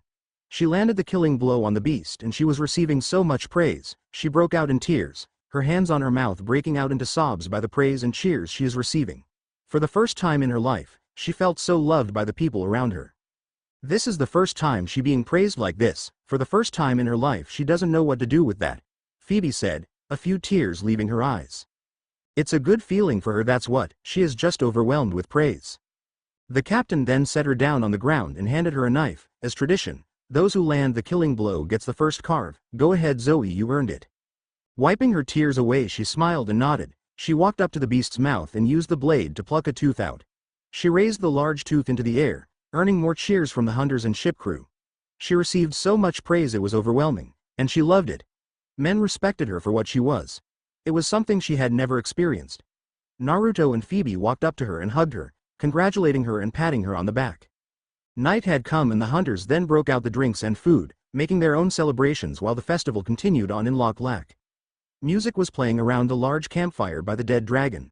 Food and drinks were passed around, laughing and dancing around the fire. Zoe and Phoebe laughed at the two silly hunters who were drunk out of their minds and were butting heads, arguing who had the better weapon. People from the city then began to join them in the party through the ships, bringing in more food. Naruto sat beside his two older sisters with a large slab of steak and a drink. So, how does it feel to be praised by men? It's a great feeling. Zoe replied, and I want to do it again sometime. Naruto smiled at his sister, happy her views on men were changing for the better and that it was all thanks to the people around them. Naruto spotted something coming out of the mouth of the hallowed Gen Morin. What he saw made his jaw drop. Trenya, what the hell are you doing there inside that thing? XXXXXXXXA ship from the distance was heading straight for Loch Lac City, a silver-haired man with a headband over his left eye that had a leaf symbol. With him was a pink-haired young woman with a black-haired young man. There was no mistaking they were Konoha ninja. They had received word of a continent to the south of the ocean between the elementals and Kalimdor. Tsunade decided to postpone her search for Naruto and decided to send merchants to the lands of Neru for trading. So they sent Team Kakashi and Team Guy. Wow, I bet the Sand siblings would love this place. I mean a sea of sand with boats sailing over them. Tenten smiled as she leaned over the boat. She spotted something from the distance. Guys, look. I think that's a dead dragon. Everyone moved over to where Tenten is and spotted the campfire by the dead giant dragon with violet crystals protruding from its back. Ah, looks like they finally took it down. The captain of the ship cheered along with crew. Captain, what is that creature? Sakura asked. Oh, that's right, you people are not from Neru. That young lady is a hallowed Gen Morin, an elder dragon native only to the Great Desert. The live-off eating deluxe. Every year we hold a festival whenever a Gen Morin decides to pay a visit. The guild then sends hunters to either repel or slay it. This one in particular had a knack for getting away. Looks like his days were finally numbered. We'll be stopping there for now. Looks like there's a party going on. XXXXXXXXA ship approached them and stopped short of the Gen Moron's tail. Naruto was just sitting there when he spotted the people getting. It was his old team from Konoha along with Team Guy. Oh no, they're here. Naruto muttered, loud enough for his sisters to hear. Zoe widened her eyes at the leaf headbands she spotted, especially that Kakashi person, who looks like to read porn books on a daily basis. Phoebe just had her bogan ready while Zoe had her dagger with her. Their worries began to increase when they spotted them. Naruto stared at Sasuke while he stared back. The Uchiha approached them. Naruto, Sasuke. Naruto growled. Hey little buddy, you know this guy? The captain of his ship asked. Yeah, he tried to kill me one time. Naruto said. Everything went quiet. The hunters stared at the Uchiha, giving him a dirty look. They could tell these people were foreigners by the way they dressed. All the hunters gripped their weapons. They didn't like killing other people, but even they knew they had to defend a friend and fellow hunter. What are you people doing here? Naruto asked. We're just here escorting merchants. We didn't even think we would find you here. We thought you were somewhere else in Kalimdor. Sasuke answered. Just so you know, he isn't coming back with you. His place is with his family. Zoe growled out, gaining nods of approval from her fellow hunters. And who are you to say that? Sakura sneered. His older sister. Zoe glared at her. I know you. You were with Lady Artemis, Naruto's mother. Kakashi widened his eyes in realization. This just got worse. Alright people, back to the party. No need for hostilities. The captain called out to everyone, before turning to the Konoha ninja. As for you three, we're watching you. The rest of you guys can join in. Yash, you people are very youthful for slaying such a mighty beast. Guy cheered. pumping his fists into the air. Hi sensei, they are indeed youthful. I will later run 1,000 laps around the camp to improve my strength so I can slay mighty beast as well. That's the spirit, Lee. Guy sensei. Lee. Guy sensei. Lee. Guy sensei. Would you two cut it out? Tenten slammed them with a hammer, knocking them out cold. Sorry about that folks, they're always like this. Tenten gave them a nervous laugh. The hunters just stared, and then broke out in laughter in a matter of seconds, resuming their drinking and eating. Tenten then began talking to other hunters about their weapons. That's it, I want to live here and make awesome weapons. Do it, a hunter called out. You'll love it here in Lok Lak. Yakumo village is better, Naruto shouted. No way, Lok Lak is better. No fighting you two, Phoebe growled out loud. Yes ma'am. The two mumbled and sat back down, causing everyone to laugh once more. At the other side of the camp team Kakashi looked at Naruto, realizing they had never seen him this happy before. It was now impossible knowing that Lady Artemis hunters were with him. There was no chance of him coming back to Konoha now. They then watched a walking cat wearing a yellow helmet and goggles with a bottle of sake on his hand, drunk and wobbling around the campfire. Come on Trenya, you can do it. The captain laughed. It was just hilarious how the feline was stuck inside the hallowed Genmoran for a whole 6 months and somehow survived. Meow. Trenya literally meowed, his cheeks extremely red from the mass alcohol he consumed. Meanwhile in the forge, Tenten watched as the blacksmiths worked on crafting their weapons using different monster parts and bones. She was fascinated by all of this, to be able to craft weapons and armor by using different parts from different kinds of monsters.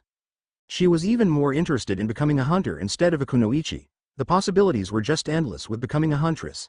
Heck, she might even get Naruto or his sisters to coach her. All the different crafted weapons, she wanted them all. Only one problem, what is she going to tell her sensei and the Hokage? That she no longer wants to be kunoichi? On the other hand, she had the right to make her own decisions. She's 20 for Kami's sake. Something on your mind, Missy? The short Wyverian blacksmith spoke to her. Huh? Oh yeah, I want to become a huntress, but I'm not sure my friends and folks back home would like that. I mean, I'm a ninja from the elemental nations, and seeing life here. I want it as well. I want to build a life here instead. Tenten sat down on the bench. Well, not everyone would always agree to what others choose to do. All you have to do is keep moving. If you don't have any regrets to what you choose for your life, then you did not do anything wrong with your life. My advice to you kiddo, do what you love to do, not what you don't want to do. 'Cause I can tell you don't like what you are doing with your life right now. Tenten smiled, thanks mister, I guess I just needed to tell me that. The old man chuckled, no problem kiddo, I see a great future as a hunter inside you. XXXXXXXX an hour later, Naruto and his sisters were packing up their stuff, getting ready to board their ship back home. Naruto pretty much avoided the Konoha ninja, except for one. Hello Naruto-san, it warms my heart that you have been doing well. Naruto turned around and saw Neji bowing to him in greeting. Neji. Please, I would like for you to at least hear what I have to say. I do not blame you that you do not wish to come back to Konoha. I completely understand. It surprised me that you knew what it meant to be sealed, and I finally understood why when you were banished. I simply wanted to tell you that. I bid you good day Naruto-san. Neji bowed once more and walked away. Naruto stared for a few seconds before smiling. Of all the people, you understood me the most. Thank you Neji. Come on sisters, it's time to go home. Minutes later they boarded the ship. Naruto was deeply surprised as to who was with them. A certain brown-haired young woman with her hair tied into 2 buns, she wasn't even wearing her headband. Tenten, what are you doing here? Shouldn't you be with your team? I quit being a kunoichi of Konoha. I sent a letter to Lady Tsunade through Guy-sensei saying I'm resigning. I was envious of the life you were living here, so I decided I am going to become a hunter like you guys. I mean you get slay massive monsters like that Genmoran the other day. What of your family back home? Zoe asked. My parents died a long time ago and I'm an only child. I'm sorry. Zoe immediately regretted asking. You didn't know, so don't be. Wait. They heard the voice of an elderly man. Tenten spotted the Wyverian blacksmith she talked to a while ago, carrying what seemed to be a katana made of bone and ore. I have something for ya Missy. The old man walked up to her. It's my old bone katana, dragon, a sword I used to go hunting with when I was younger. I want you to have it. Tenten widened her eyes and began to stutter. I can't it's. Now you listen to me Missy, when I looked at you, I saw myself in you, and seeing that you want to start out hunting, it was only right that I give you my old sword, besides it's been collecting dust all these years. It needs a new home. Aye. Thank you sir. Tenten took the sword and smiled, a few tears escaping her eyes. You take care of yourself now, Missy, ya hear? Hi. XXXXXXXX Tenten was waving at her former team, watching Lee and Guy shedding tears and waving at her as the ship departed. Tenten was crying as well, sad to see her friends go. I'll be sure to write. Neji was waving at her, albeit a bit more subtle compared to the other two, but she could see that a lone tear escaped his eye. Despite their differences, they were the best of friends. Naruto watched the scene and smiled a little. Things just got a bit more interesting. Tenten wiped her tears and walked back to Gunner Trio. So, what's your home like? You'll see, was all she got from Naruto. XXXXXXXX. Tenten could not believe her eyes. This place was just absolutely beautiful. It was far smaller than Konoha, but it was definitely more beautiful. This is the place Naruto lives in. Here's your guild card, Tenten. Yakumo handed her the card. Tenten took the card unconsciously, still awed by the scenery. This place is amazing. It is, isn't it? Yakumo giggled. She was glad that she gave up her life of being a shinobi and chose something more suited for her. She knew how much she loved weapons. Excited to become a hunter. You bet I am. Tenten had stars in her eyes. Well, go ahead down to the blacksmith and show them this pass. The guys will set you up with Yakumo armor. All new hunters from Yakumo start out with it. Okay, thanks Yakumo. She then immediately headed down to the blacksmith to get herself fitted. Naruto walked up to his wife, watching the new huntress run down the steps. She's not a spy, is she? Yakumo asked him with worry. No, Zoe has a way to tell if people are lying or not, and Tenten here is genuine. Naruto reassured her. I guess she just got tired of the violent life of Konoha. Yakumo just nodded. I'm still worried though, about Team 7 specifically. What if they start trying to find you again? They'll have to go through the monsters first, and then Mom. Naruto personally has never seen her get angry, but he prayed he never go to experience that. He could tell it wasn't going to be pretty. XXXXXXXX. Say kiddo, where'd you get the sword? The Wyverian blacksmith asked her. Oh, this? The blacksmith from Lok Lak gave it to me, saying I should have it. Is that right? The old man laughed. Haven't seen him in a long time. I used to be one of his teammates when we went hunting. Really? The blacksmith nodded. Yep, those were the days. Well, here you go. It doesn't look much, but it's sturdy stuff. Good luck out there, kiddo. I will. Thank you, sir. Tenten waved him goodbye and went back up the steps to the hunter's lodge where Naruto and his wife were waiting. She spotted a woman with auburn hair and silver eyes holding Naruto's daughter. She also noticed how much her face resembled Naruto's a bit. You must be Tenten, the auburn-haired woman greeted her. Yes, ma'am. My name's Artemis. I am Naruto's mother. Tenten slightly opened her eyes further. She then bowed to her in respect. You are Lady Artemis. An honor to meet you. Artemis just smiled. No need for such formalities, young one. Well, since we are now all acquainted, let's all get some dinner. It's getting dark. Bababa. Kyo shouted in her usual baby gibberish. XXXXXXXX Tenten was currently wrapped around a towel and enjoying the village's famous hot springs. She was surprised at first that the place was co-ed, then again it was no wonder that they had to wear a towel all the time. You're new here, aren't you? A voice came from her right, and spotted a black-haired man with gold eyes smiling at her while holding a bamboo cup with a drink in it. Name's Reiko. I'm a lance user and one of Naruto's hunting buddies. Oh I'm Tenten. I'm from Konoha. I know, he told me. I'm surprised myself you decided to become a hunter. Yeah, you and me both. I was tired of the ninja life, honestly. Not to mention people there don't really appreciate female ninjas. Reiko grinned. Well, you won't have to worry about that here. I mean, Naruto's sister was the one who landed the killing blow to a Genmoran. All hunters here are appreciated as long as you do your part. So when do you start your first hunt? Not for a few days. I'm just getting myself acquainted with the whole place. I mean, I just got here after all. That's good, Reiko nodded, then got an idea. Say, once you go on your first hunt, you don't mind if I tag along? Show you a few pointers? No, that would actually really help, thank you, Tenten beamed. Reiko nodded. He couldn't help but notice how pretty she was. Alright, just look me up. I'm always here in the guild hall anyways when I'm not hunting. So just look for me and we can go. Okay. Reiko looked up at the rock and waved. Hey Trenya, heard you got eaten by the Genmoran the other day. It was worth it. Trenya meowed, showing Reiko the earth dragon gem he found inside the beast. Wow, look at that. Tenten whistled. That must be worth something. Reiko looked at her with an eyebrow raised. Are you kidding me? That's used for forging weapons made from Genmoran parts. Say, how are you able to understand feline? You just got here, didn't you? Oh, that. Where I grew up in, we have ways of translating language using special abilities. I can't do something like that, but others can. That's pretty cool. Reiko bluntly said, well, I better go, it's nice meeting Tenten. The young brunette nodded and waved, yeah, you too. She leaned back at the rock. Smiling, she met a new friend, a cute guy too. Wait, where'd that come from? XXXXXXXX Naruto sat on a chair on the balcony of his home, a cup of tea on the table. Yakumo sat down across the small table with Kyo in her arms asleep. Something on your mind, Koi? Naruto shook his head, no, just wondering how good life is right now. Life is good right now, isn't it? Also, who would have thought Tenten would leave the shinobi life and come live here?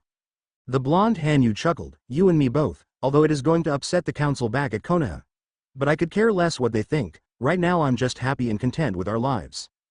Yakumo got up and placed the chair beside her husband's and sat back down, her head leaning on his shoulder. I love you, Naruto. And I love you, Yakumo. Do you think Tenten is going to need help on her first hunt? The man shook his head. I saw Reiko talking to her in the hot springs. I think she's got it covered. XXXXXXXX The huntresses were currently maintaining their weapons, Zoe smiling at the crimson red bow Naruto gave her. Atlanta was with her helping her with the arrows. So you can really use them like knives? Zoe nodded, that's right. The blades of the arrows are so large they are commonly used as knives for carving and fending off smaller monsters. Not to mention the wood used for the arrows are extremely hard. I really can't wait to turn 16. Atlanta had stars in her eyes, I'm going to be an amazing gunner. I know you will. Zoe giggled and ruffled the younger girl's hair. Artemis smiled as she looked at her surrogate daughters, how they are now living a much more peaceful life compared to what they went through back at Earth. She now got the chance to truly properly raise the younger ones like Atlanta, to have them grow up as children should. In a way it was all thanks to her son. Phoebe was cleaning the barrel of her bogan, humming a tune while she also prepared her many different ammo used for the weapon. It was certainly an interesting weapon. A cross between a bow and a gun that used different types of ammunition used to take down different kinds of monsters. It was amusing to see how Phoebe loved her weapon so much. XXXXXXXX, play, feline kitchen theme. Yoshi and Nepo were currently enjoying themselves at the top of the village with some food they cooked for themselves. Looking at the valley down below, life's good, isn't bro? Nepo took out a bottle of sake and poured each other a cup. You said it. Yoshi nodded, taking the cup. Cheers to a good life. Their cups touched and they downed the drink in one go. Woo, that's the stuff. Nepo breathed with a big smile. We have the best bosses in the whole wide world. Yeah, I'm still trying to get Lady Yakumo to share one of her recipes with me, sadly she won't budge. Shame, oh well, but hey, they also love my cooking so I can't really complain. Nepo took a bite from his sushi. What do you think of the new hunter? Tenten I think is her name. She's got potential. Heck, Naruto told me she even got a bone katana, dragon, from some old blacksmith in Lok Lak. Yoshi replied.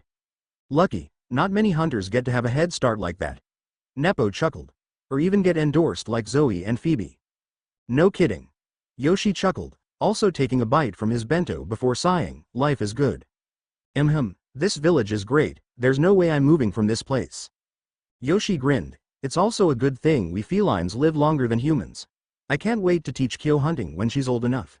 He checked his cup and handed it to Nepo. Give me another shot, will ya? No problem.